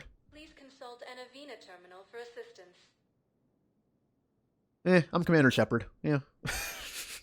I do what I want. Areas tagged of elevator menu. All right. One moment. Time to do some Sanctuary. Yep, M is in the future. How's the Saturday? Is it good? Now arriving Am I looking forward to it? 24. You're sure of what you saw? Yes, sir. All right, so this might be the only thing I don't get done, which is going to be sad. We'll see. Maybe after I do Sanctuary, it unlocks something there. Maybe I find something on Sanctuary that talks about something there. Who knows?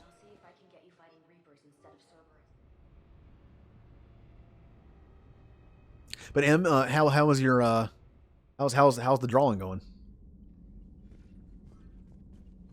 Commander? You being nice and artistic?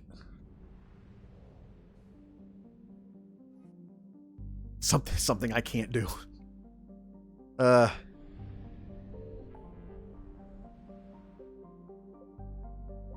Let's see. I was never, ever, ever artistic in school. Ever. Even when they made us take like mandatory art classes, like just never could get into it. Especially when they gave me a block of clay and said make something. I don't know.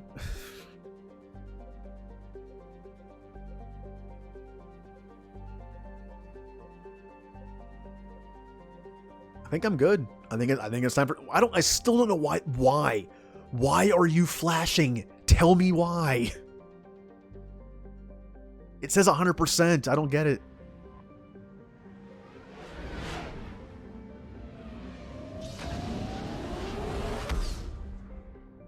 Glitch. It's the Reapers.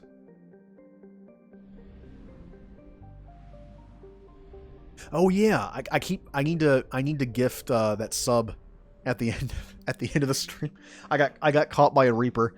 Now, the first time I got caught by a Reaper that ended my bet I had with someone, that was kind of weird. The Reaper touched me for a second and got me. Today, I let a Reaper touch me for like 3 seconds and I was fine. But I was trying to get out of a system that didn't have another system. I forgot. And so I was like, oh, the Reapers are coming. Like, I'll be fine. I'll just go out this way. And it was blocked. Ah, llamas. Space llamas.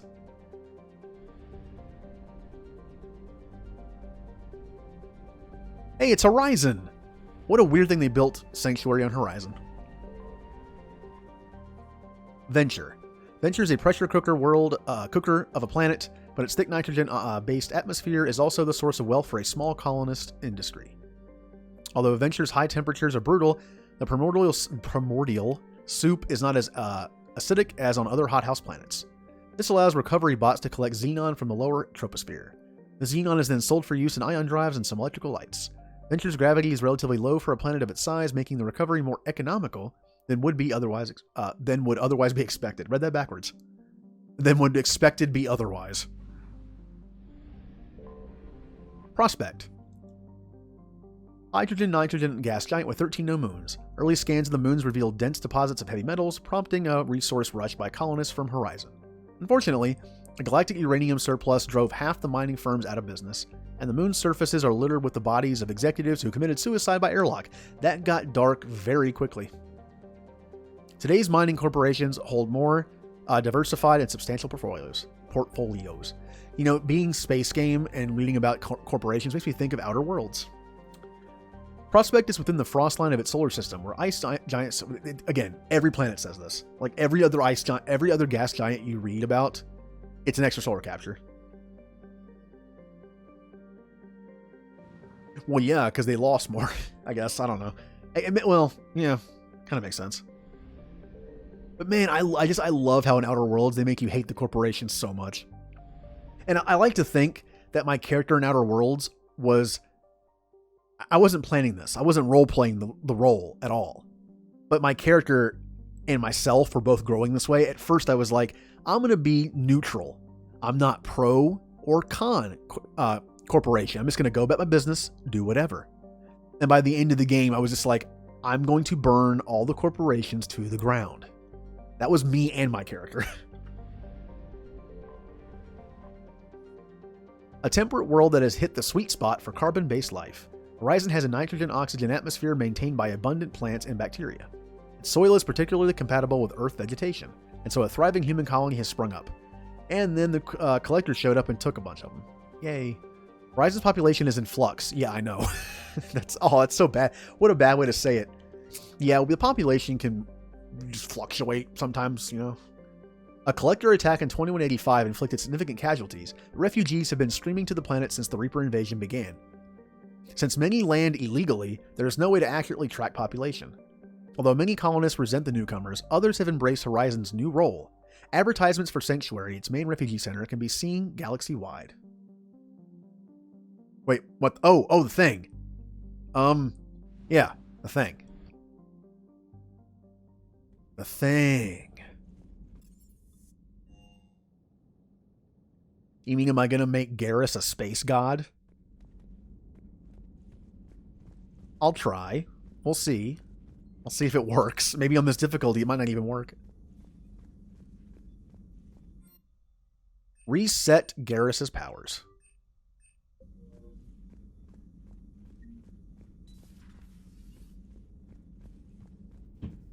Ow, that was really loud. Okay. Oh, did he? Okay. Unfortunately, now again, I love Outer Worlds for this. I like it. When you're on the ship, see, that's why I want to do a command with blitz balls, like the save sphere, so I can see flying blitz balls all the time. Whee! The ability to see your teammates' stats and abilities and weapons and stuff while you're on the ship. I love that. Mass Effect 1 did it with weapons, but you had to access the like the lockers, which was kind of annoying. But you can't see their abilities. So many nosebleeds. We were talking about Garrus, so I get it. Okay. Here we go. Story mission away. All right. Now who am I bringing?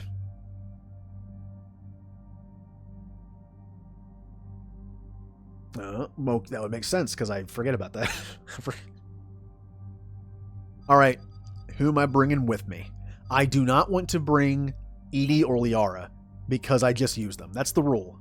I don't want to use someone I just used. Edie and Liara are the only exempt ones. I can use Kaidan, Tali, Javik, or James. And since it's James, that means I can either use Javik, Edie, or Javik, Tali, or Kaidan because it's James. Oh, the old guys? But Tali's old. Oh, she's going to feel left. Well, so's Liara. Well, Liara is exempt, but I feel like Tali'd be so left out where it's like me, Garrus, and Kaidan in the airlock, like, yeah, like old times. And Tali's just staring through the little window like, oh. No, this is team old bros. You know what? Yeah. I haven't used Kaidan in a bit. I've only used him like once. Because you get him so late. All right, and it's good. It's a good mix. I'm an engineer for tech. Garrus is combat with a little bit of tech, and Kaidan is a mix of biotic and tech. So, kind of works. Okay, no more shuriken for me. Oh god, I'm not using this. It's too big. Not using it. I'm feeling the assault rifle pistol combo this time. I have used every weapon. I have not used this. This is the one I haven't used. So I will use it. Stability, because I always do that. Well, like my normal setup, I love the Eagle. The Eagle is my go-to pistol. Because I've been streaming it, I normally use the same teammates in every game. It's like Garrus and Tali in 1 and 2. Because I've been streaming, I'm trying to use everyone equally. I'm trying. Which also means weapons. So I'm mixing it up. Which is why I'm using this. I haven't used it yet. Normally I do SMG. I usually do sniper rifle SMG or assault rifle pistol. Those are my combos. Oh yeah, I used to use the Carnifex with that mod on. Now as far as pistols go, I'm feeling Carnifex right now. Yeah. Yeah. Caden, I also like to give people their own weapons from their own homeworlds. So Garrus has the face on and this thing. They're both Turian weapons. Which means Caden can use whatever he wants almost. There's a lot of human weapons in there. I'm going to give him the Cerberus Harrier because it's ridiculous. Why not?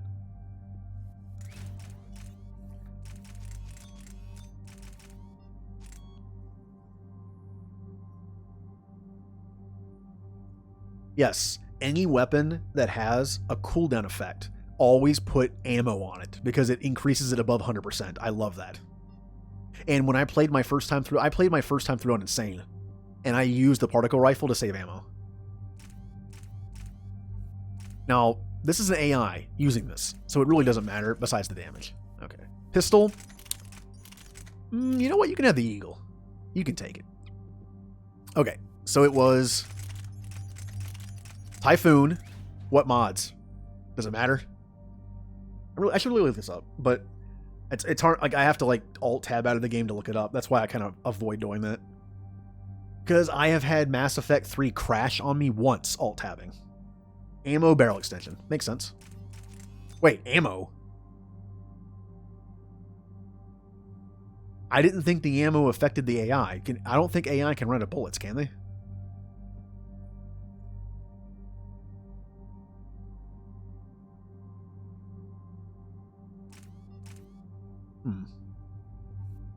Does it matter? I didn't think it mattered. I don't think AI can run out of bullets. Or maybe it's because I pick up bullets so often it gives it to him.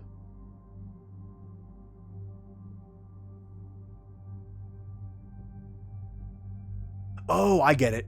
I get it. It's per magazine. It lets them fire more. I get it. It's less reloading. They don't run out of ammo, but they don't have like unlimited clips. I get it. And it was also barrel extension. Got it. I only have level 1 though. That's probably going to matter. All right. And also the level ups. Ooh, I can get one more in sabotage at least. Explosive hack or recharge speed. My speed's already pretty good, so we'll go with that. In Mass Effect games, I never knew which stats actually work for AI and which don't. Like Mass Effect 1 with all their mods and stuff that you can put on. I never really knew exactly which ones were useful on AI and which ones weren't. Like stability, I'm sure probably doesn't matter. Anything that ups weapon AR damage, man. Okay. I mean, is there anything? I mean, of course, armor-piercing ammo and turning rebel are the important ones for this. But I wonder if there's anything in these that might. Take a look. No. This is just all concussive shot damage. Okay, so that doesn't matter. Yeah, weight was the question I had for this game. Did weight matter for the cooldowns on your teammates? But since it doesn't show a bar, I assumed it didn't. Yeah, that makes sense. Armor piercing.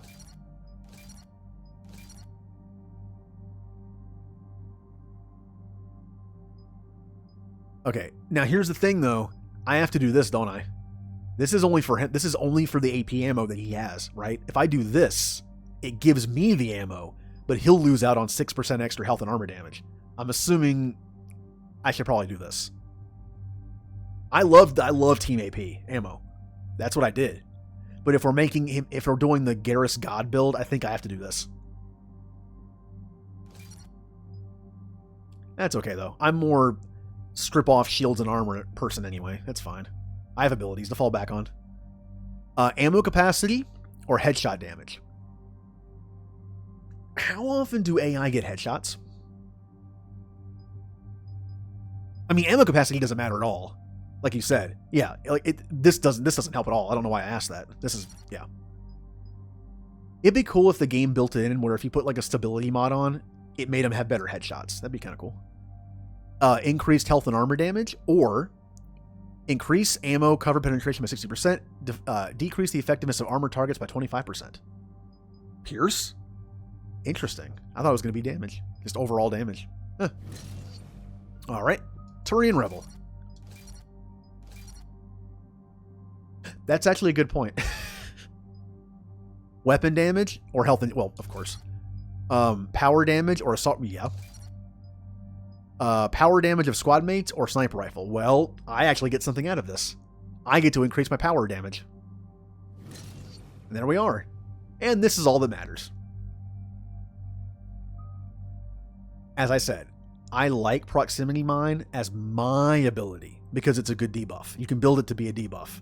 But I don't want to have to make sure my AI is using it all the time, so I just ignore it. Concussive shot.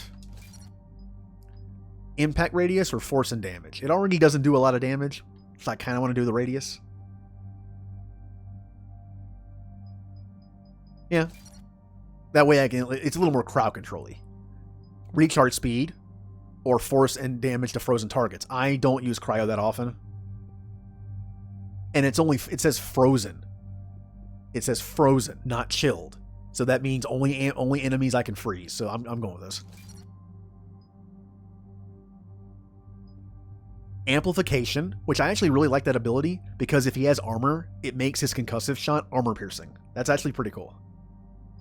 Or more damage to organics, which is most of the enemies in the game. Both of these are pretty good. This would give it an armor piercing effect, but the thing is he has a giant gun to use for armor piercing damage, so yeah, Shredder's better. It's a good debuff. And Overload to help me with those pesky shields. And use this since I don't have it anymore. This is the downside of using Energy Drain instead of Overload. I don't have the Chain Lightning. Incapacitate weaker organic enemies or Recharge Speed. God, his Recharge Speed is terrible. Yeesh. Kind of want to help that. Yeah. Okay. Reeve is always maxed out. Let's see what this is. Squad mate take biotic power? Probably. Recharge speed of... Oh, yeah, this is fine. God, 10 seconds for Overload? It's so bad. I actually don't think I did. I think I might have done just a single target, maybe. Power duration? Yep, I did. I think it's because I just wanted to last longer on enemies.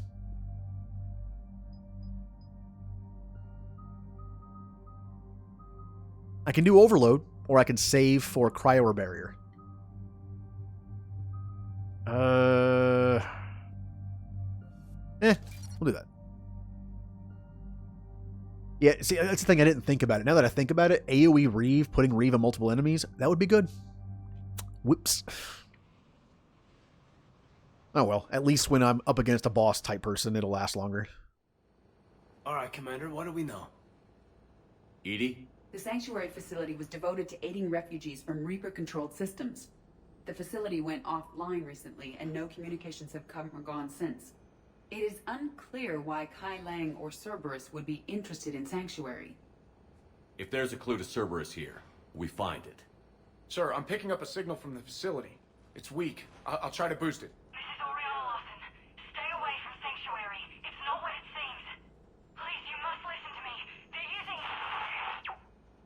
Oriana? That's Miranda's sister. If she's here, Miranda can't be far away. That's our link to Cerberus. Approaching the LZ. Seeing Let's some do damage, Commander, but no activity.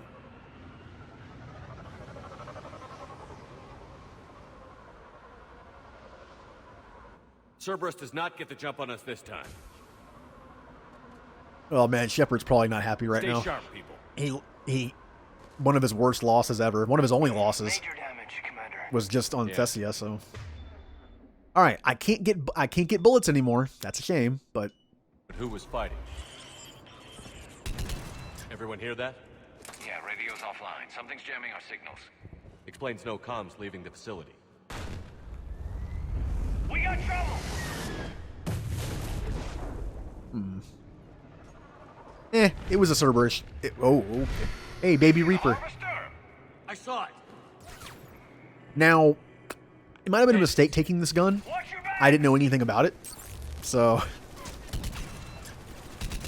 It's a 3 burst, which I'm usually not too fond of, but that's okay. Alright, Garrus, let's see what you can do. Come on. Come. Ow. Watch for the sniper. Okay, oh, this thing feels a little weird. I need to get used to the feel of it. Oh. Was that you? Was that you, Garrus? Did you kill that person?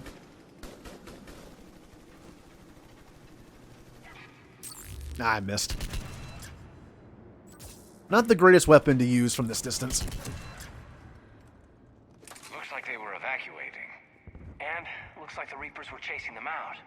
About time they started killing each other. Yeah, our enemies are hurting each other. Good. Alright. God, this place is so messed up. I don't know. Come on. What happened here? Cerberus shuttles came from that tower. Then that's where we're headed. Preying on people trying to get away, and it's like, oh, this place is safe from the Reapers. I'll go here. I'll do whatever. And then they're used as experiments. It's so bad.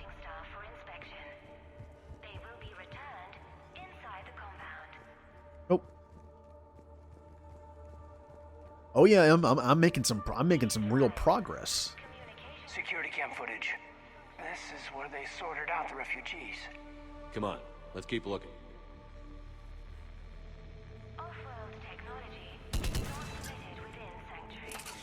I can already tell you I don't like this gun that much, but I'll use it. It'll be fine. I have powers and a Carnifex.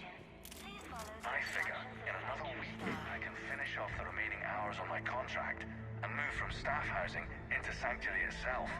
I feel a little guilty that I'm getting an upgrade from standard accommodations, but that's the deal. Do your time at the front desk, get the perks. One more week. Yeah. Front desk log. Civilian processing ratio. Adults 60% sent to integration. Children 85% sent to integration. Suitable candidates are being assigned to temporary living areas in alphabetical order. Family units are being preserved for ease of processing. The number of refugees has doubled in the last 2 weeks. I heard that people are just abandoning shuttles outside the main gate. They just don't have anywhere to go. We'll need to start setting up temporary shelters out there until they can be processed.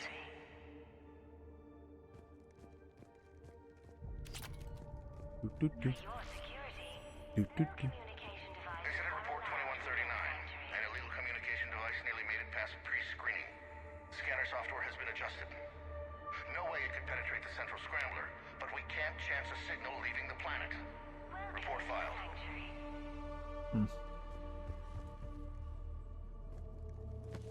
Yeah, I think she meant like the 3s in the trilogy, all 3 of them. And yeah, my first stuff was bitrate please, the bitrate no. Oh, the bitrate struck for a second there. This must be another landing area, more official. Come on, bitrate, don't die on me now. I'm on the last mission for the stream. But where are all the people they brought? Got something, Commander. Casualties, both sides. Oh, okay. All right, they're just out there. Right.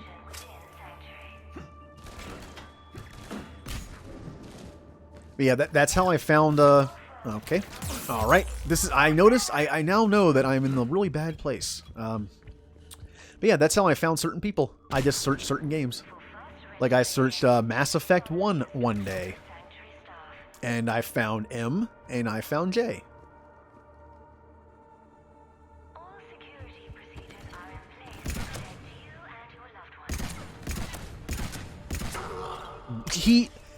These people are so ridiculous with grenades that hit me in the face.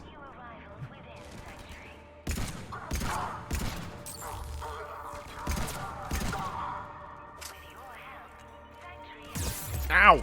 Ow! Oh, this sniper hurts so bad. I actually, Jay, I think for you it was Mass Effect 2. For M, I think it was like halfway through Mass Effect 1. But I would basically, I had a thing where I searched like Mass Effect, and I would click on each game, like 1, 2, and 3. and I would just look on there. And I did the same thing with Final Fantasy X and Final Fantasy VIII, and that's how I found some other people. Alright. I'm going to use that just to stun him for a second. Get in, Shepard. We need an exit. Keep looking. Caden, what are you using? The Eagle? Eh, use that. Affirmative. Let's go, Caden. Was that really the first stream he was at? Was the day the Geth died? What an introduction. Shepard. That's Miranda. I don't want to hit that yet. I want to look over here first.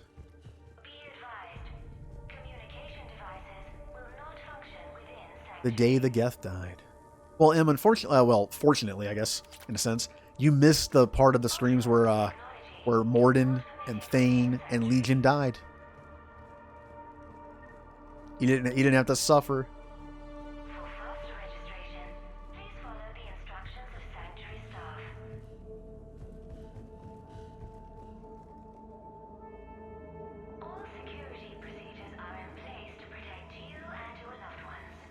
Well, look at the bright side.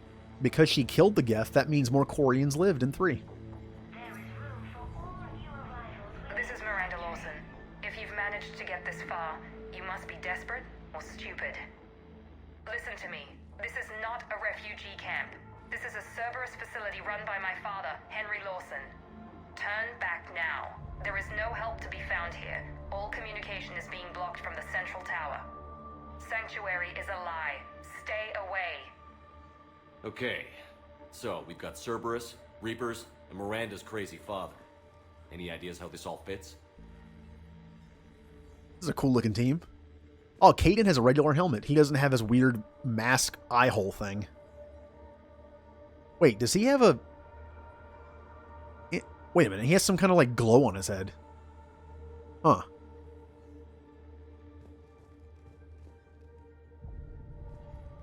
I mean, not really. Garrus's has like yellow. I mean, it's actually. Wait a minute. It's actually not bad. Although I'm sure, why not? Well, if Garrus was in his original outfit, original armor, it would look a lot closer. But I put him in this thing instead. Let's go, team.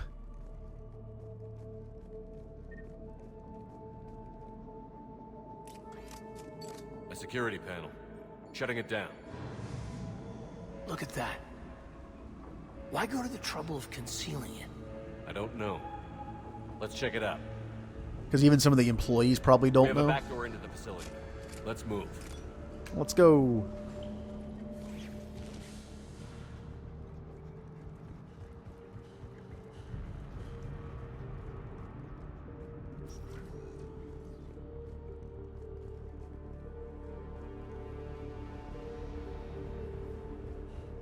This is going to get ugly, Shepard.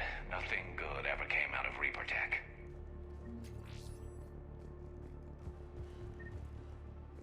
Yeah, we met on the bus. I hate that bus. I still hate that bus. I still think about that and I hate that bus. Alright.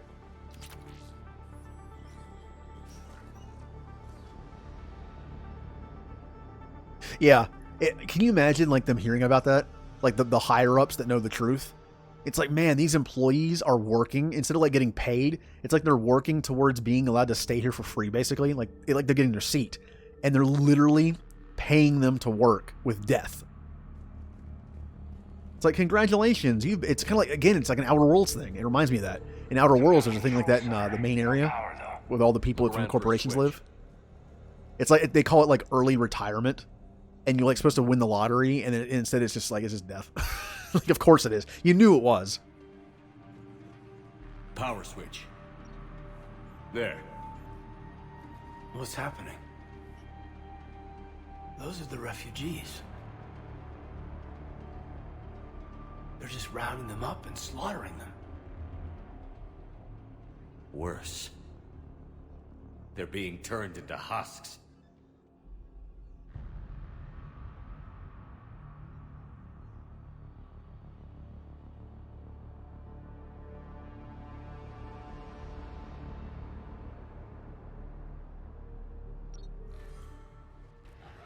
Oh, cool.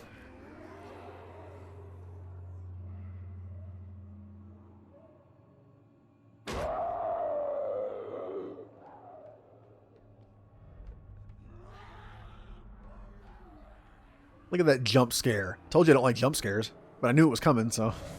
Come on. Like, I talked about, like, M was trying to get me to play, like, a scary game, and I was like, no, I don't like jump scares. Most scary games, to me, are just jump scares.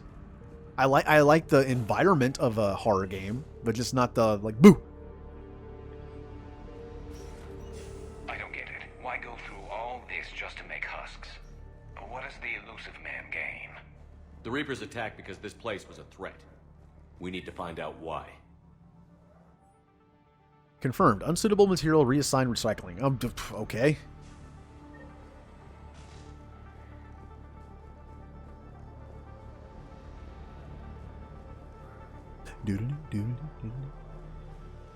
Shutting down the power. Alright. I heard that for a second.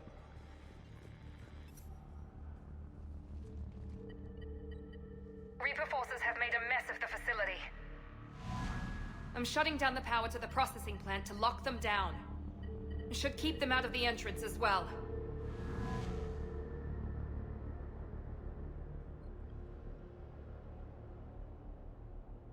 Kai Lang. She doesn't know he's here. Miranda Lawson has arrived sooner than expected. You want me to deal with her? Only if she gets in your way. Stay focused on the research data. I warned her, Caden. It's fine. Yes, sir. Damn it. Let's move. And look, Em, it was your favorite character. Crikey.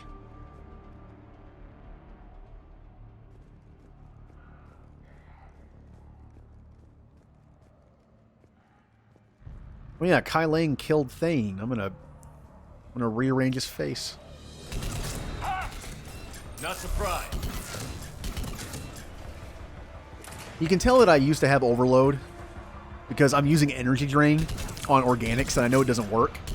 But I used to have overload, which I was used to like using to stun and chain. I need to use incinerate more. There we go. Burn them.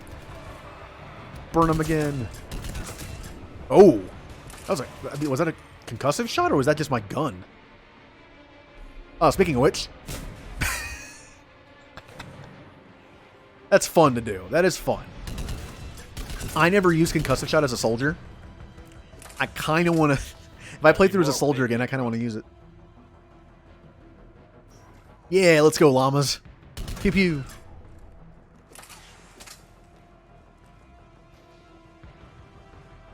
I've spent the last week making small adjustments to increase processing efficiency. There is no shortage of subjects. Indeed, I'm told there's a long line outside the main gate. The deception is an unfortunate necessity. Time is very short. Preying on people running away from Reapers. We've confirmed the results of Cerberus experiments involving the husk creatures. A crude but necessary first step in decoding how the Reapers communicate. The key is how the Reaper signal interacts with the nanites implanted within the subject's body. It's early yet, but we are making progress. This part of the thing feels a lot like The Expanse, where they, do the proto-molecule thing, and even the people look like it. The husks kind of remind me of that. Now, I know the book series was... Actually, I actually don't know when the book series The Expanse was written. I don't know how old it is. I've spent the last week making small adjustments to increase processing efficiency. There is no shortage of subjects. Nope. Uh-oh. Must be left over. Let me go this way. I want to go this way. Oh, it's the same room.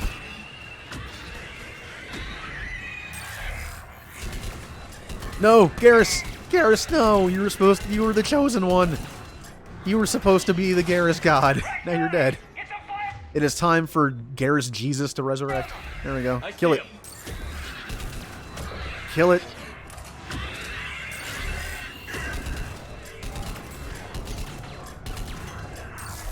Somebody kill it.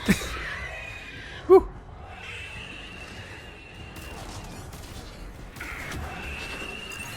Come on, Garrus. This is your job.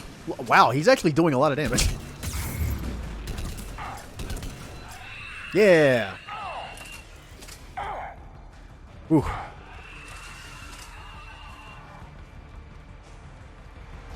Yeah. Well, that's even mentioned in, speaking of the Expanse. I did it again. That's mentioned in the Expanse. At least in the books, they wear like skin tight pressure suits. That like basically it's like having like a like constrict like the constriction gloves you can wear to help certain things like blood flow. They do that to help blood flow.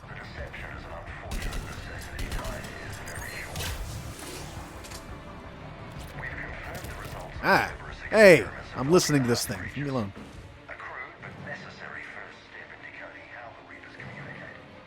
Hey, you.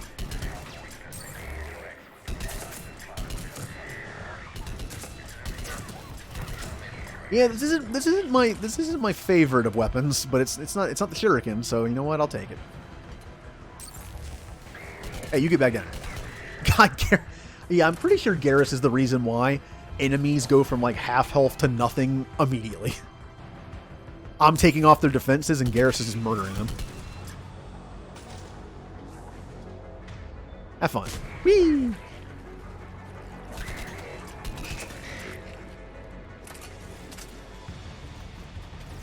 Oh, I kind of, this morning, I kind of lost track of what day it was. Like, I knew I streamed, but I was like, eh. I actually had Twitch up and running to watch M play Spider-Man. And then I was like, wait a minute. It's Friday. I was like, no, Spooderman.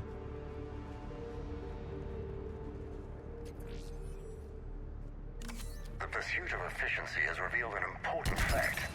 The Reaper's use of dragon's teeth to create husks is ingenious. The Reaper nanites attach themselves to the adrenaline release and quickly move. I didn't even notice that. Conversion to the final hey. What kind of monster does this to people? I don't get it. I don't either. Dr. Newry's legacy work with subject Paul Grayson provided a key element to our work here. Using the addictive drug red sand to break down the will was inspired, but proved unreliable for general application. We've proven that adrenaline and its cross-species equivalents is most effective and efficient. So they were drugging people with space cocaine and then experimenting on them, but they said it was unreliable. So instead they thought adrenaline was better. So they probably like scared and tortured people to produce adrenaline. This is just getting better and better, man. It's just, love this place. Figure out how Reaper indoctrination. Progress update. Rejected subjects have proven useful for preliminary genetic testing. The death rates are 100%, of course, but the data being gathered is critical to improving subsequent testing on viable subjects. Note: only approved personnel with Alpha-3 and above levels security clearance are allowed access to the genetic waste testing area. Be aware that security breaches of any kind will result in immediate contract termination, which probably means death. Oh, I was going to mention this. There is a bit of a debate where the Reapers are indoctrinating the Elusive Man, making him do all this to mess with us. Divide and conquer.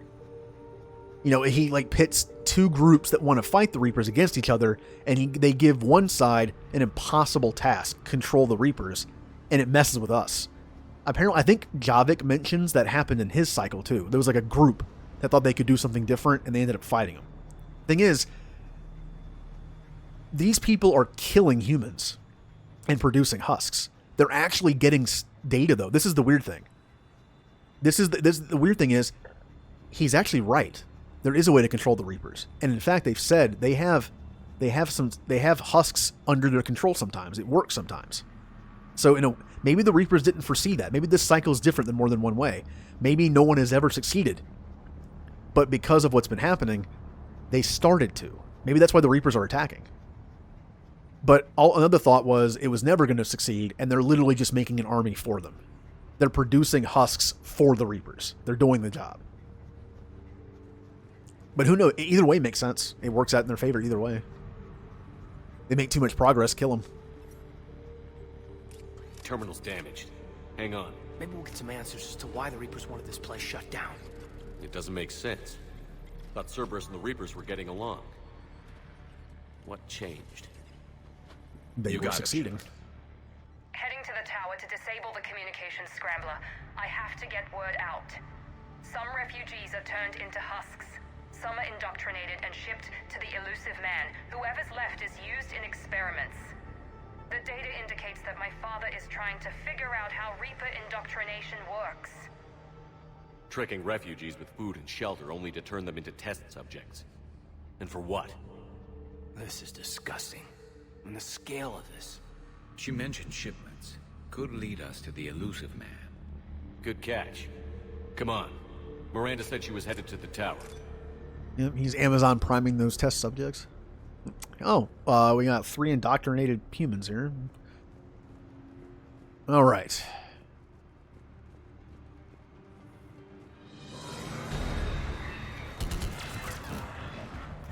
All right, Garrus, you do your thing. We'll back you up.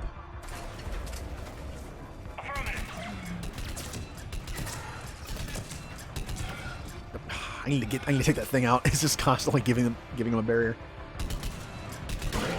All right. Check your fire.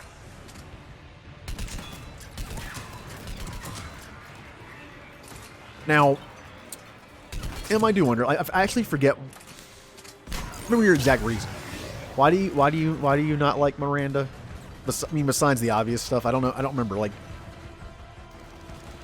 because I feel like every time I watched you play Mass Effect 2 and 3, every time she was on the screen, it was just like I could feel like just the.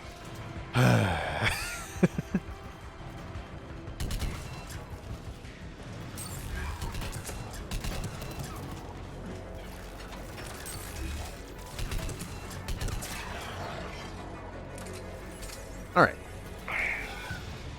That missed.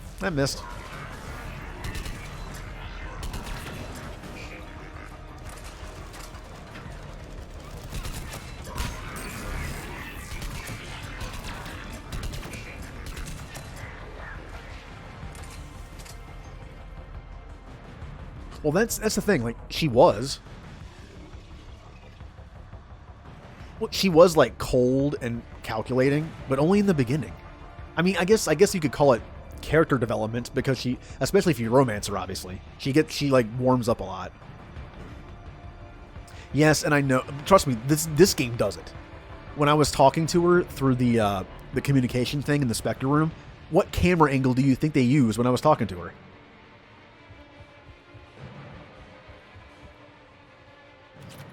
Like, they know what they were doing. Oh, I found it.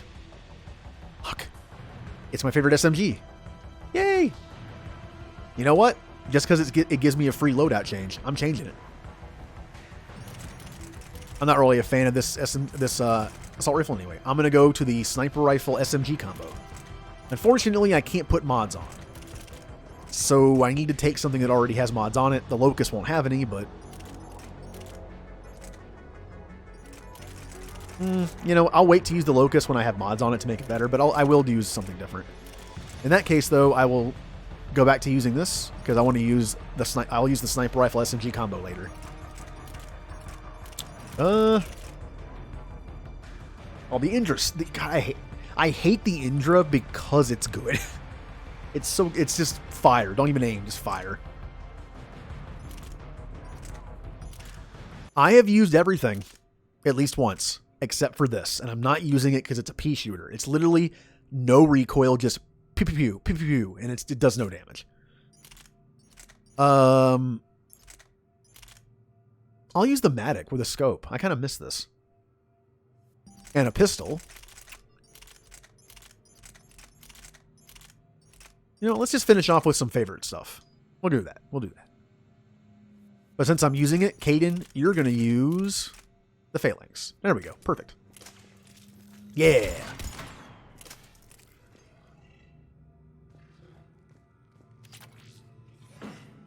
All right.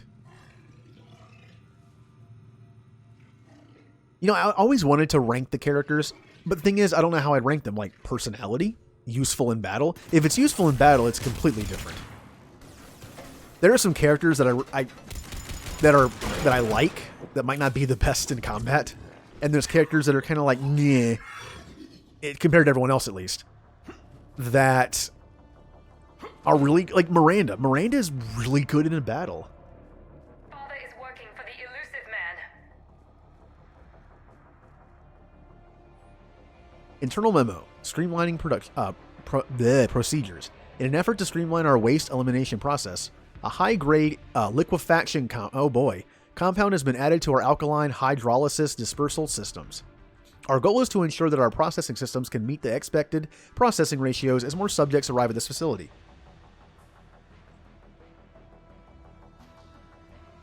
As a result, personnel must wear level 4 hazmat suits at all times while dealing with the liquid people. Yep.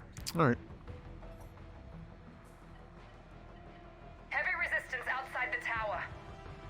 If you're receiving this, I've got evidence you cannot ignore. Confirmation that my father is working for the elusive man. Connection established. I have your report on the process, Mr. Lawson. Cut to the chase.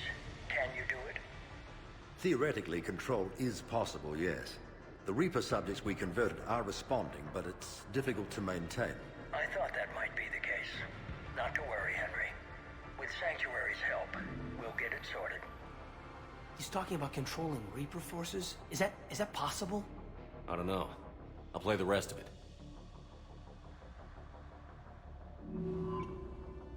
We've done it. We've found a way to co-opt their control signal. As long as the Reaper troops remain in close proximity to our signal, we can maintain control indefinitely. Excellent news.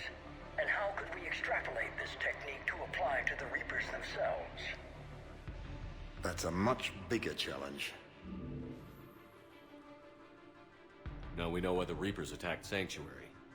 Figured Cerberus out. Tough break for the elusive man. But it's good news for us. We finally have our link to Cerberus. Lowering the access ladder. Come on, let's move. Wait, Commander, there's more.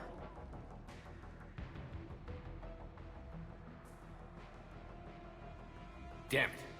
I hope she's ready for it. I warned her. And wait a minute. Whose game did Miranda die in? Was it yours, Em, or was it Jay's? It was one of you. I think she died in one of yours. Okay, she died because you didn't warn her, and then in M's, she lived, which surprised the hell out of me because M purposely didn't talk to her, and I was expecting her to die. I was waiting for it. I was like, she's gonna die. She's gonna die. But then for some reason she lived. I don't know why.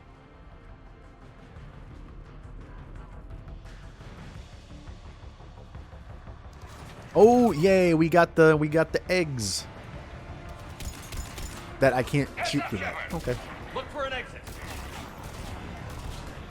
All right, Garrus, you do the killing. We're close. Keep going. Holy crap! Yeah, he's definitely murdering. Good thing. I decided to use that build on one of the last streams you played. Well, you know what? I'll remember that.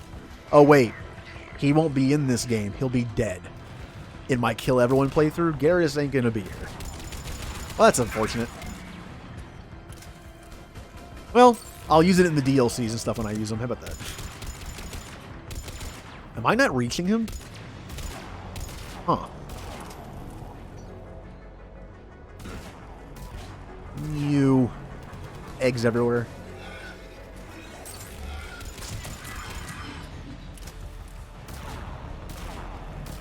Go, Garrus, go. I don't think I'm hitting him. There we go. Now I get it. Okay.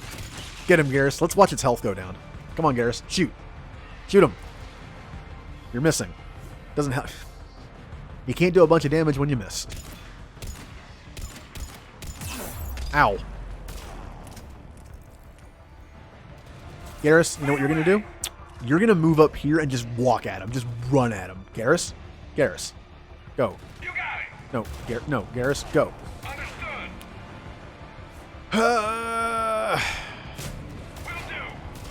do. Garrus, I'm telling move. Thank you. Wow.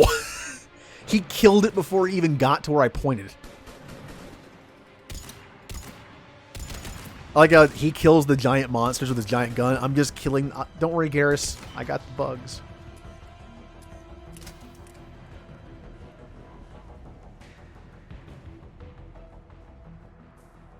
Well, isn't the N7 Typhoon is the DLC gun Just like the Eagle, just like the Indra.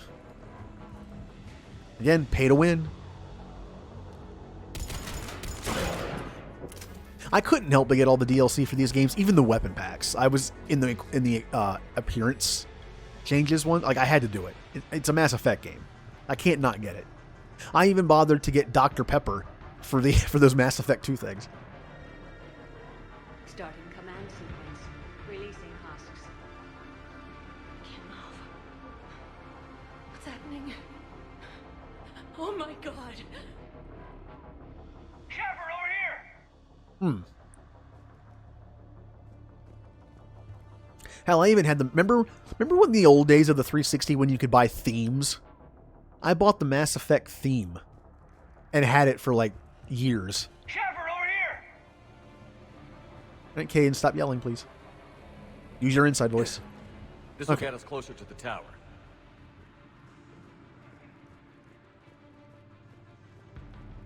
Do. This is Mass Effect music to me. Whenever I talk about it, it's just like beep beep boop boop beep beep boop boop.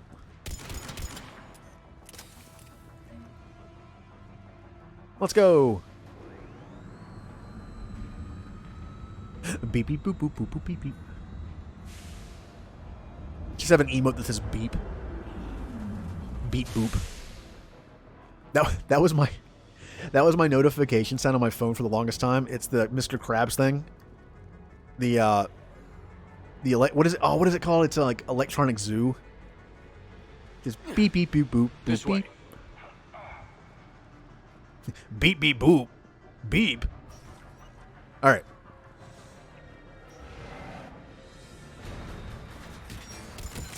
All right, Garrus. Let's see you take the brick. Holy crap! It's so stupid. Come on, Garrus, do it. No, he's behind a pillar. He's not gonna shoot him. Ow.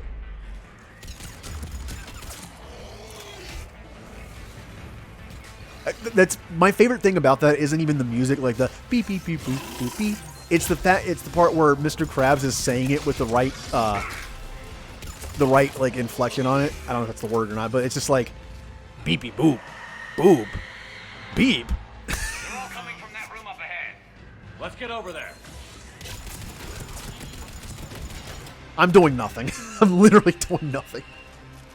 All right. Get him, Garrus.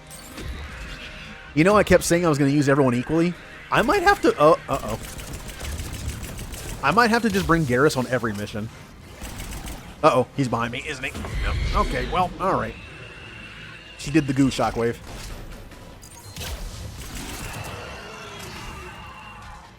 Yeah. Like, he's like, could you play that? I can't do his voice, but it's like, could you play that song again? The one that goes beep, beep, boop, boop, beep. And he's like, no, man, I think you mean beep, beep, boop, bop, beep. And he's just in a conversation with him, and SpongeBob sees him, and he's just like, beep, beep, boop. Let's move.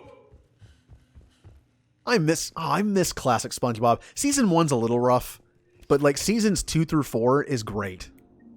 I miss it.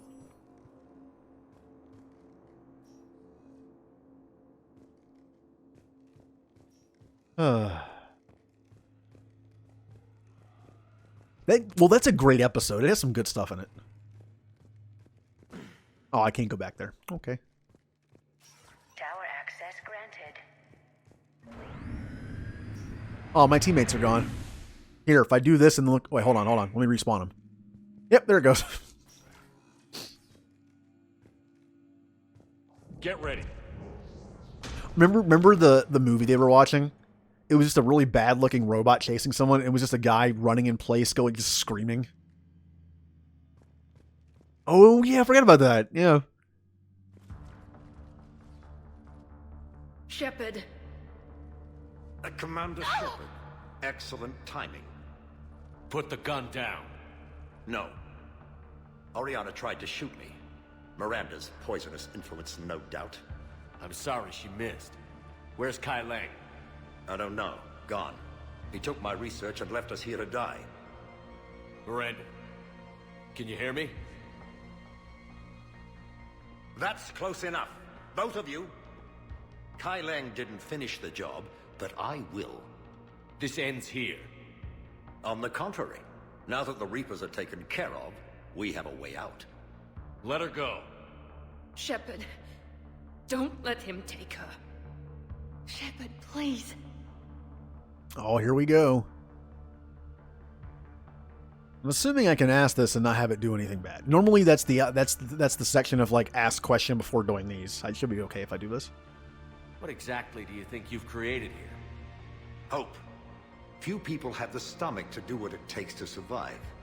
What we learned here will save countless lives. I will be seen as the savior of the human race. I doubt that. Oh, here we go. I have no problem with you. I just want Oriana and the research data. You want a lot. You get your life in return. How much is that worth? It's working. All right. Take her. I want out alive. Deal? Oh, well. No deal. Did he hurt you? Are you all right? It's okay, Ori. You're safe now. I'm fine. I want to get out of here. We will. Give me a minute, okay? Commander Shepard. Fancy meeting you here. We caught a break. Are you all right? I'll be fine. Really. I don't know how you managed it, but I'm grateful you're here. How did you do all this? Finding my father didn't take long once I confirmed he worked for the Elusive Man. Just had to follow the lies. Once I saw what this place really was, I couldn't just walk away. Of course. Things got really complicated when Reapers showed up. And Kai Leng. You survived. Not many people could do that. When you mentioned he was involved, I took a few precautions. Probably saved my life. Hooray, we saved Miranda by warning her. Jay, are you taking notes?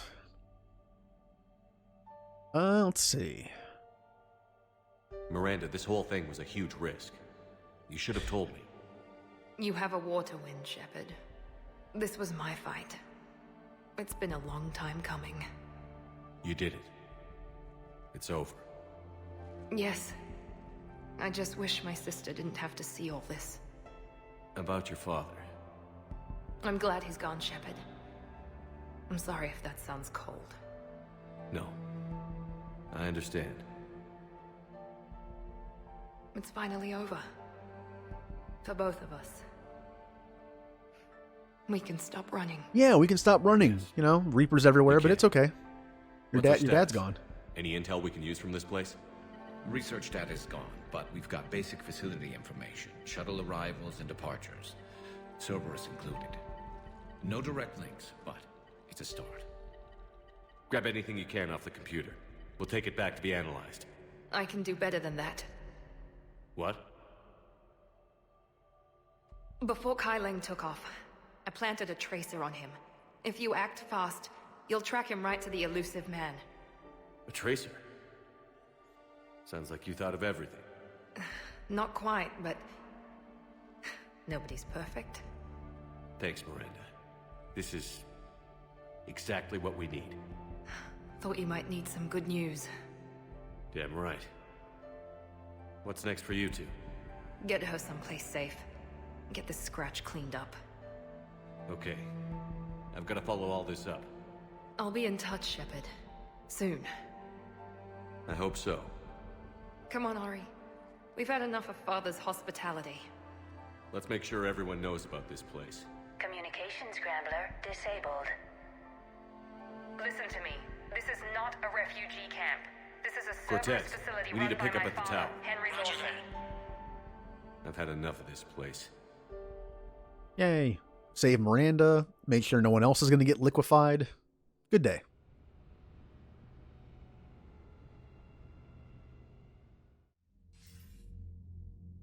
I wasn't in favor of your diversion to Sanctuary, Commander. Too many unknowns. But I was wrong.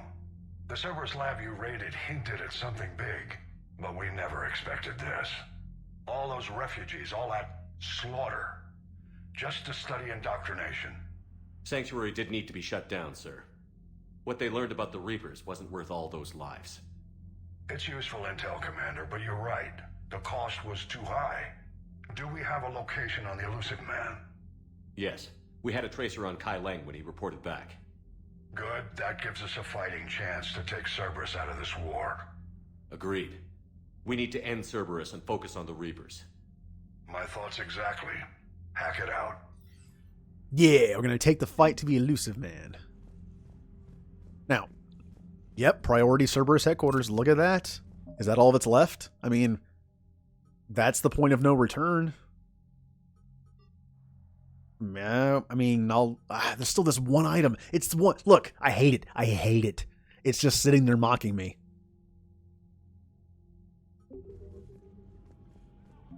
I bet Miranda's in here somewhere. Alliance 6th Fleet. The 6th Fleet was traveling through Council space when Earth was invaded. The men and women on board watched helplessly as footage of the devastation rolled in. Their last order from Admiral Hackett was to avoid engagement and lay in reserve. After waiting for so long, the 6th Fleet is eager to finally engage the enemy. Alliance 5th Fleet. Already read that one. A pair of entrepreneurs were possessed to switch. I already did that one.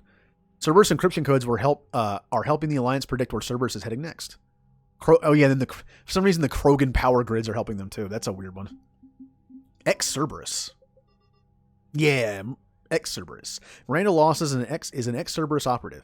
At Cerberus, her intelligence, dedication, and leadership impressed the elusive man, who assigned her to lead the Lazarus Cell team that brought Commander Shepard back to life. Lawson brings extensive knowledge of the elusive man's dealings to the Alliance, directing them towards several clandestine Cerberus operations. A skilled shot and a gifted biotic, Lawson is as comfortable in a pitched battle as she is in a boardroom. I almost said ballroom. I don't know why. I'm sure she's good at dancing. She's good at everything. Okay. I'm going to make sure no one has anything new to say, and that should do it. Went a little long tonight, but that's fine. That way I can immediately start the DLC on Tuesday. So Tuesday will be Leviathan. What kind of soldier looks at a camp and turns people into husks and goes, yeah, I want to help with that? The same guy that lets Cerberus stick Reaper tech into his skull. Those bastards aren't human anymore. The Extended Galaxy mod, I have not. But like I said, when I play a game for the first time, I don't want to mess with how it plays too much. And because this was the first time streaming it, when I go through it again, I might put it on there. Yeah, I read like the bits and pieces. I don't actually know exactly what it changes. I know you can mess with the layout of the Normandy and do other stuff like that. I might do it for that. It seems Tally's taking what happened on Horizon hard. She's in the lounge if you want to check on her. All right. But yeah, I mean, well, yeah, I know. I mean, our time frames are a little messed up considering you're like across the world from me.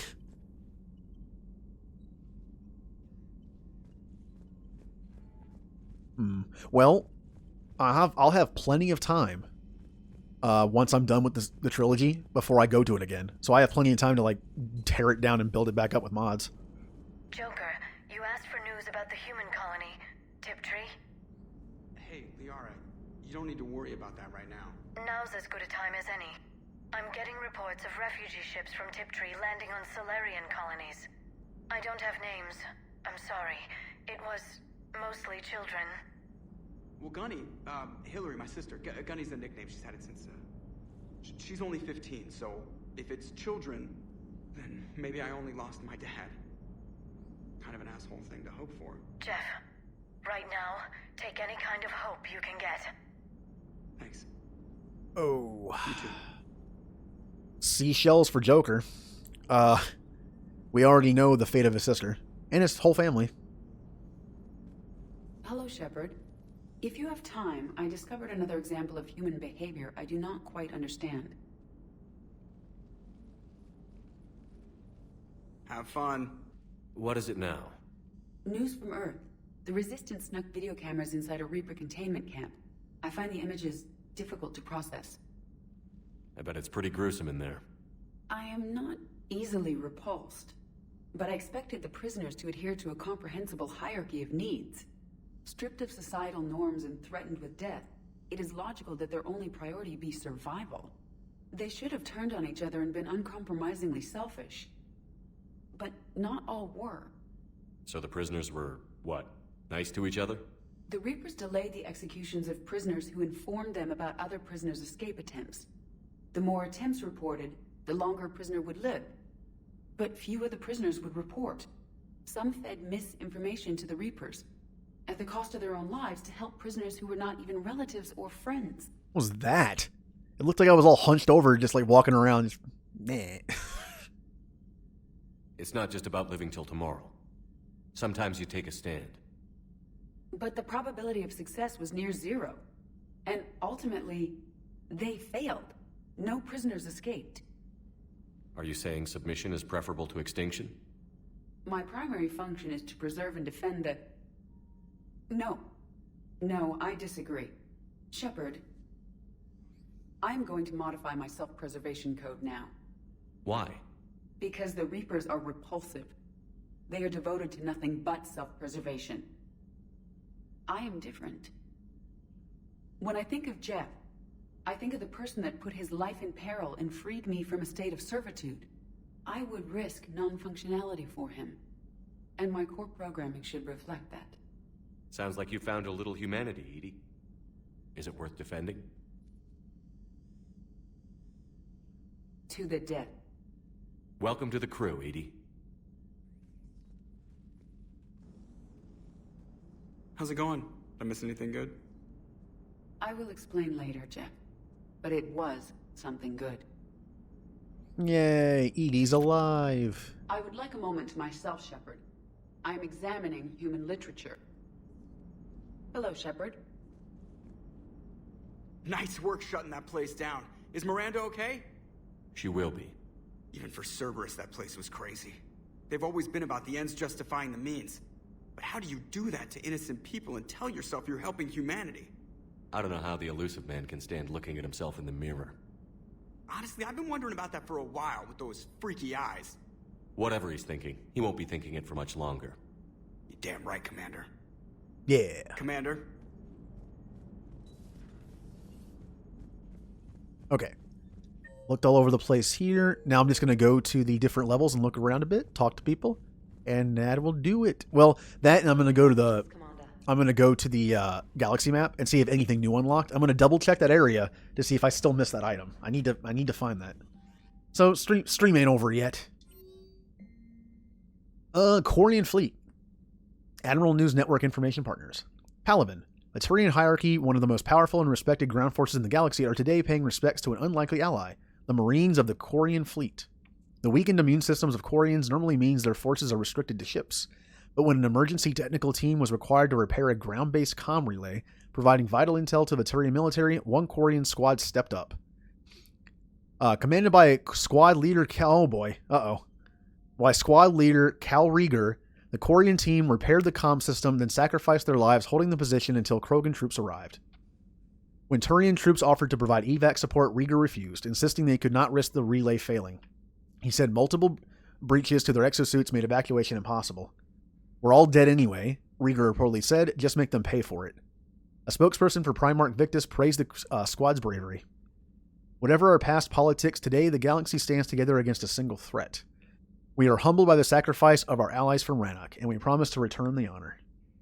Now, realistically, the reason why they killed Cal Rieger off screen was because they couldn't get the voice actor back.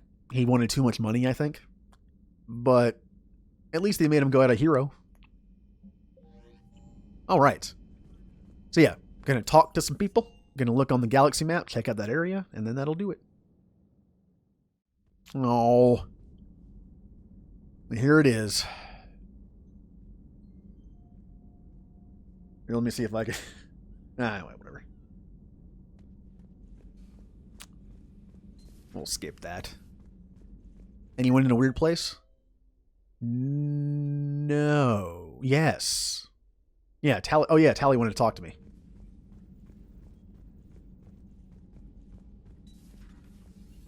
Tally? Uh-oh. Shepard! Want a drink? I'm toasting Miranda, I think. How are you getting drunk? Very carefully.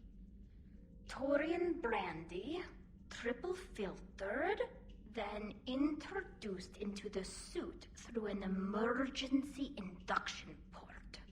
That's a straw, Tally. Emergency induction port. It's actually getting a little harder to get it into the slot. I think that means it's working. She was so rude. What did Jack call her? Cerberus cheerleader? With her perfect genes and that attitude and still, she got it done. She stopped her father. I didn't realize this would be so hard on you. I didn't like her. Keela, she was such a bitch. But I respected her. Sometimes that's better than liking. She did whatever it took to stop her father. She never gave in to him, never changed herself to please him. Don't me. You sound like a Vorcha. Seeing a bit of yourself in Miranda fighting her father? I spent my life trying to live up to him. Then making up for his mistakes, doing what he'd have wanted. It's never that easy. When do we get to stop reacting to our parents and start living for ourselves? By the way, that was a little bit of an Easter egg kind of thing. Yeah, a little bit of like an inside joke.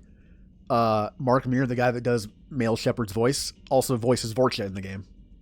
So saying that he sounds like a Vorcha. The answer to that one's at the bottom of that glass. I might need help with the induction straw. Port. You know. I'm having a drink with my boyfriend. My human boyfriend. My father would have hated you. Here's to him, then. And to Miranda.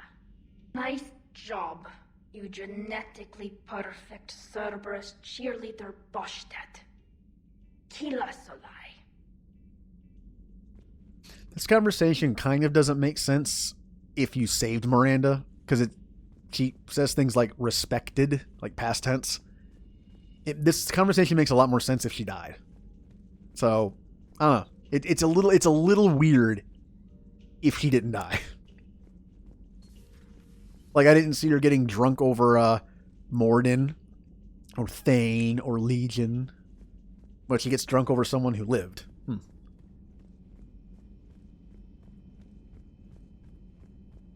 Alright, Liara. Excellent find, Commander. The information network terminal has been updated. Hello, Glyph. Can you please put a bow tie on? I like that. I like that look on him. Data on experimental gene therapies was buried in the ruins at the Pragia Research Facility. While most gene therapy takes years to show results, Pragia students discovered a way to shorten the process. 2 intact sample vials have been recovered from the facility. The only limiting factor is that no more than 1 such therapy can be applied per 10 months, period, without causing serious nerve damage to the recipient. Power cooldown or power damage? I mean, this would let me use slightly heavier weapons and get the same effect. Does more damage. Yeah, I'll take that. I like being able to spam abilities. Spam build is kind of fun. How's Miranda? She'll make a recovery. I'm not surprised. Miranda always struck me as a driven woman. I'm glad she made it. Hello again. Hello. Okay. Garrus. Garrus, talk to me. Hopefully you're not calibrating in there. Did I knock first? So the elusive man really believes he can control Reapers. Husks are one thing, but a whole fleet? The man is insane. A lot of Turians went to Sanctuary. When I meet the elusive man, I'm going to carve their names into his skull. There's the Mass Effect 2 Garrus I missed. So who needs their ass kicked now? Oh, right. Dr. Michelle, I wonder if she has anything important to say.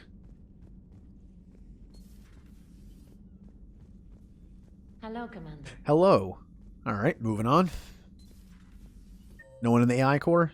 Nope. Okay. Oh, Caden. I forgot about Caden. Caden, I forgot about you. Sorry, I forgot about Caden. He's normally dead. This is the wrong room, isn't it? Yeah, that's the wrong room. Okay. Caden. There you are. Can you feel it, Shepard? Feel the quickening? Elusive man better say his prayers tonight, because we are coming for him. Murderous asshole. Oh, yeah. Tide is turning. I feel it. Can you feel it, Mr. Krabs? Another good SpongeBob episode. Yay. After what I saw down there,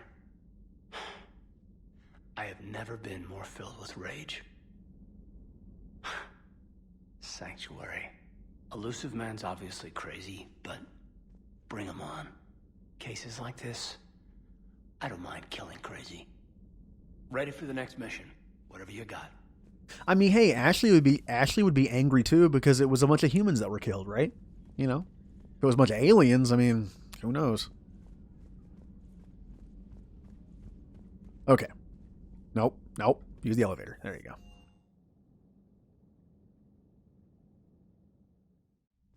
All right, who is here? Got my engineer buddies, and then the usual two. Hey, Allers. Breaking now, Alliance Marines uncover the worst Cerberus war crimes to date.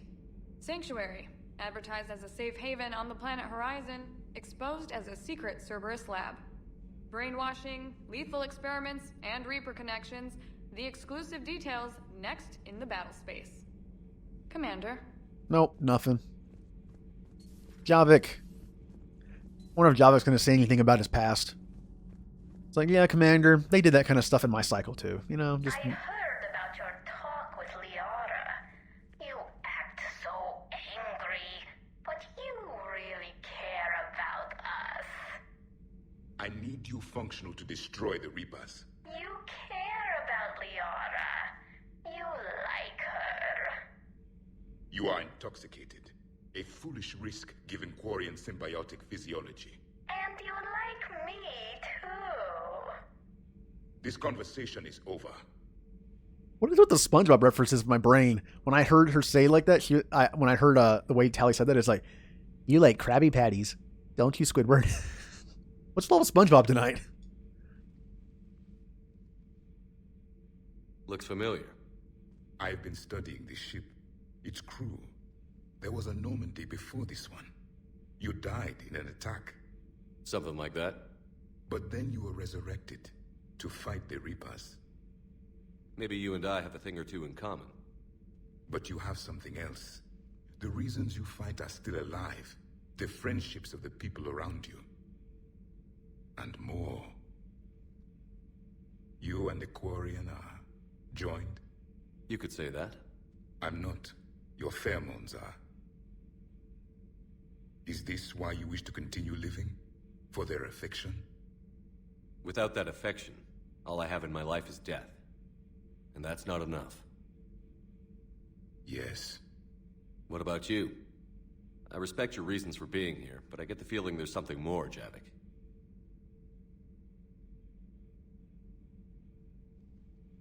What's in here? It is called the Echo Shard. Passed from soldier to soldier. Prothean to Prothean. Each adds their memories to it. Like a beacon? How far back does it go? To a time before the Reapers. It is all that is left of my people. And you don't want to remember that?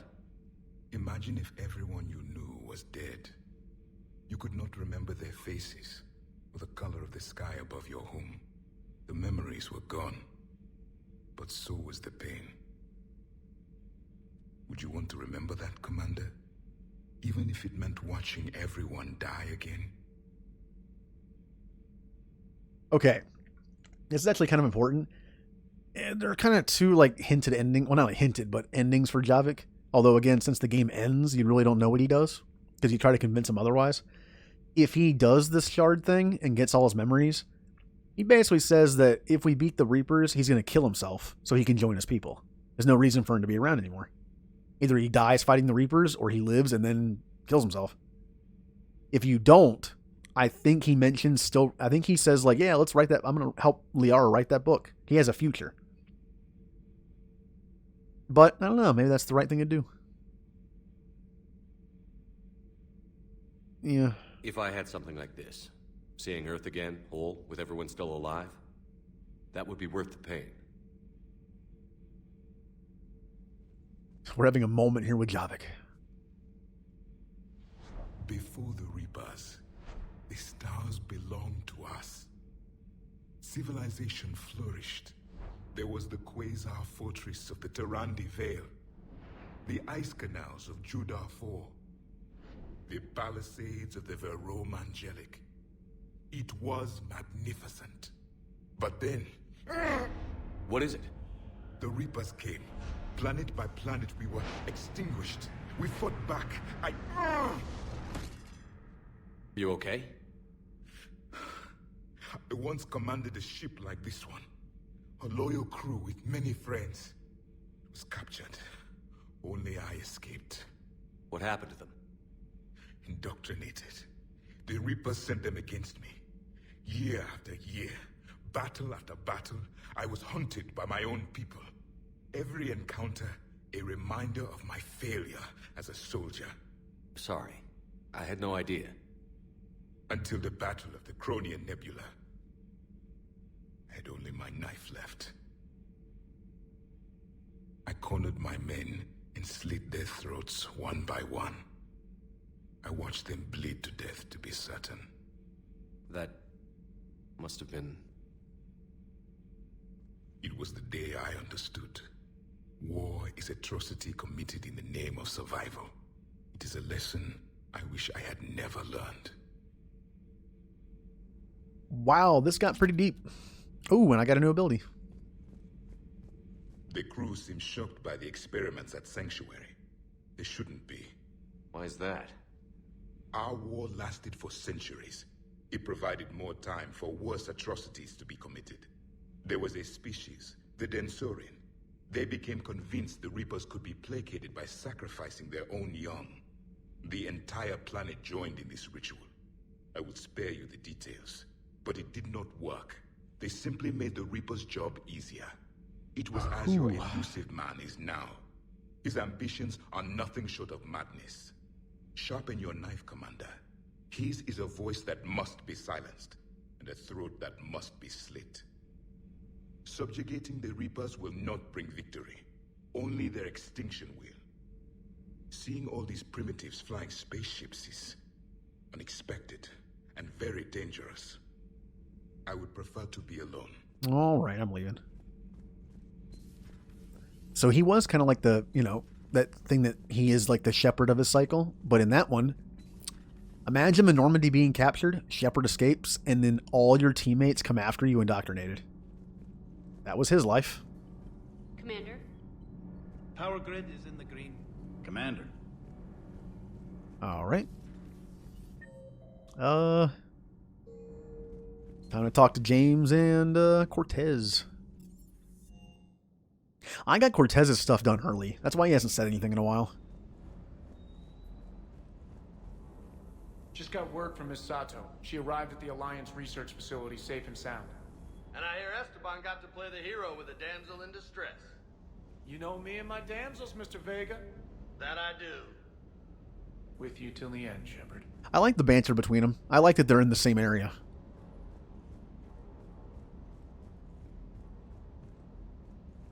I can't believe the elusive man really found a way to control the Reapers. I mean, he's still fucking crazy, but damn. Imagine if he was on our side. But I guess that's exactly what the Reapers want. Get us all fighting each other. Divide and conquer. Exactly. Yep. Just one more. I can't wait to take the fight to the elusive man. I wonder what he's thinking right now. You just know he's got a plan. I saw the Crucible data Hackett sent. I don't know what the hell it does, but damn if it isn't impressive. Hey. Hey. Hey. Hey. Alright. So yeah, I'm going to go to the map. I'm going to see if there's any new places unlocked. I'm going to go to that one area that's supposed to have that item and just see what happens. And that should do it. Oh yeah, I already have a letter, but I read it. Cool. Okay. To space. I was gonna mention forgetting something. What am I forgetting? Okay, let's see. 100%, 100%, 100%, 100%. Oh, I know. That's after everything's done. Dun dun dun dun dun dun dun dun dun dun. Now, where was the place called again? Nimbus Cluster. So it's right here. It should be here, but it's like no item there. 0 0 0 0 0 0. Okay, this one's fine. Good. Oh, wait. Okay, there's nothing here. I believe this is the one that has nothing in it. I will double check just to be sure. Whee! Every time I play this, I keep saying, like, it makes me want to play No Man's Sky again. I keep saying it. Yep, this is the auto run on that place. This is an N7 mission. I might actually, who knows, maybe I'll stream it. And I don't know if No Man's Sky is a great game to stream. I don't know. It's kind of like streaming Minecraft, I guess. Either you kind of have to, figure out. Oh, wait a minute.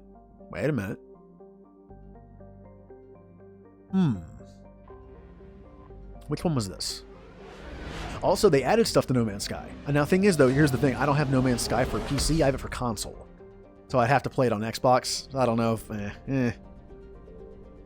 Oh, we were already here. This is literally where we just were. I think that's good, but I'm gonna check the area that thing should be in, and it's not. And then I'll turn off the game, I'll gift a sub, and then we'll call it a stream. And then tomorrow, I'll be playing some Pokemon and some Game Dev Tycoon. See, it says 100%. I know there's nothing there. This is weird. I'll tell you what, like I'll try to look this up later tonight. I'll just stay in the system. All right, saved the game. All right. Let me just go over to the boop. And let me exit the game. So yeah, tomorrow I start my stream at 6. I'll be doing Pokemon from 6 to 9-ish. And then I'll be doing Game Dev Tycoon from 9 to 12. I don't know how long Game Dev is going to be lasting, because you can easily fail. I'm going to make some fun sounding games, and I'm probably going to fail because of it. But yeah. Well, let me see who is on that we can I honestly don't like calling it raiding, because it sounds like I'm just like, yeah, let's go attack them. Like, no, it's like a friendly visit. It's a friendly visit. Let's see. Stardew. Let me full screen this so I can actually see what I'm doing. Oh no. Oh wow, that's playing The Witcher. The first Witcher. Yeah,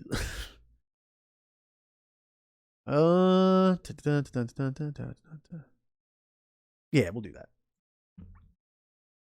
But yep. It's been a fun night. Nice Mass Effect stream. I'm looking forward to Andromeda, but also the XCOM fail playthrough. Oh, hey, bye M. But yeah, we're gonna... Actually, the person I'm gonna raid is the person who made my Blitzball emote.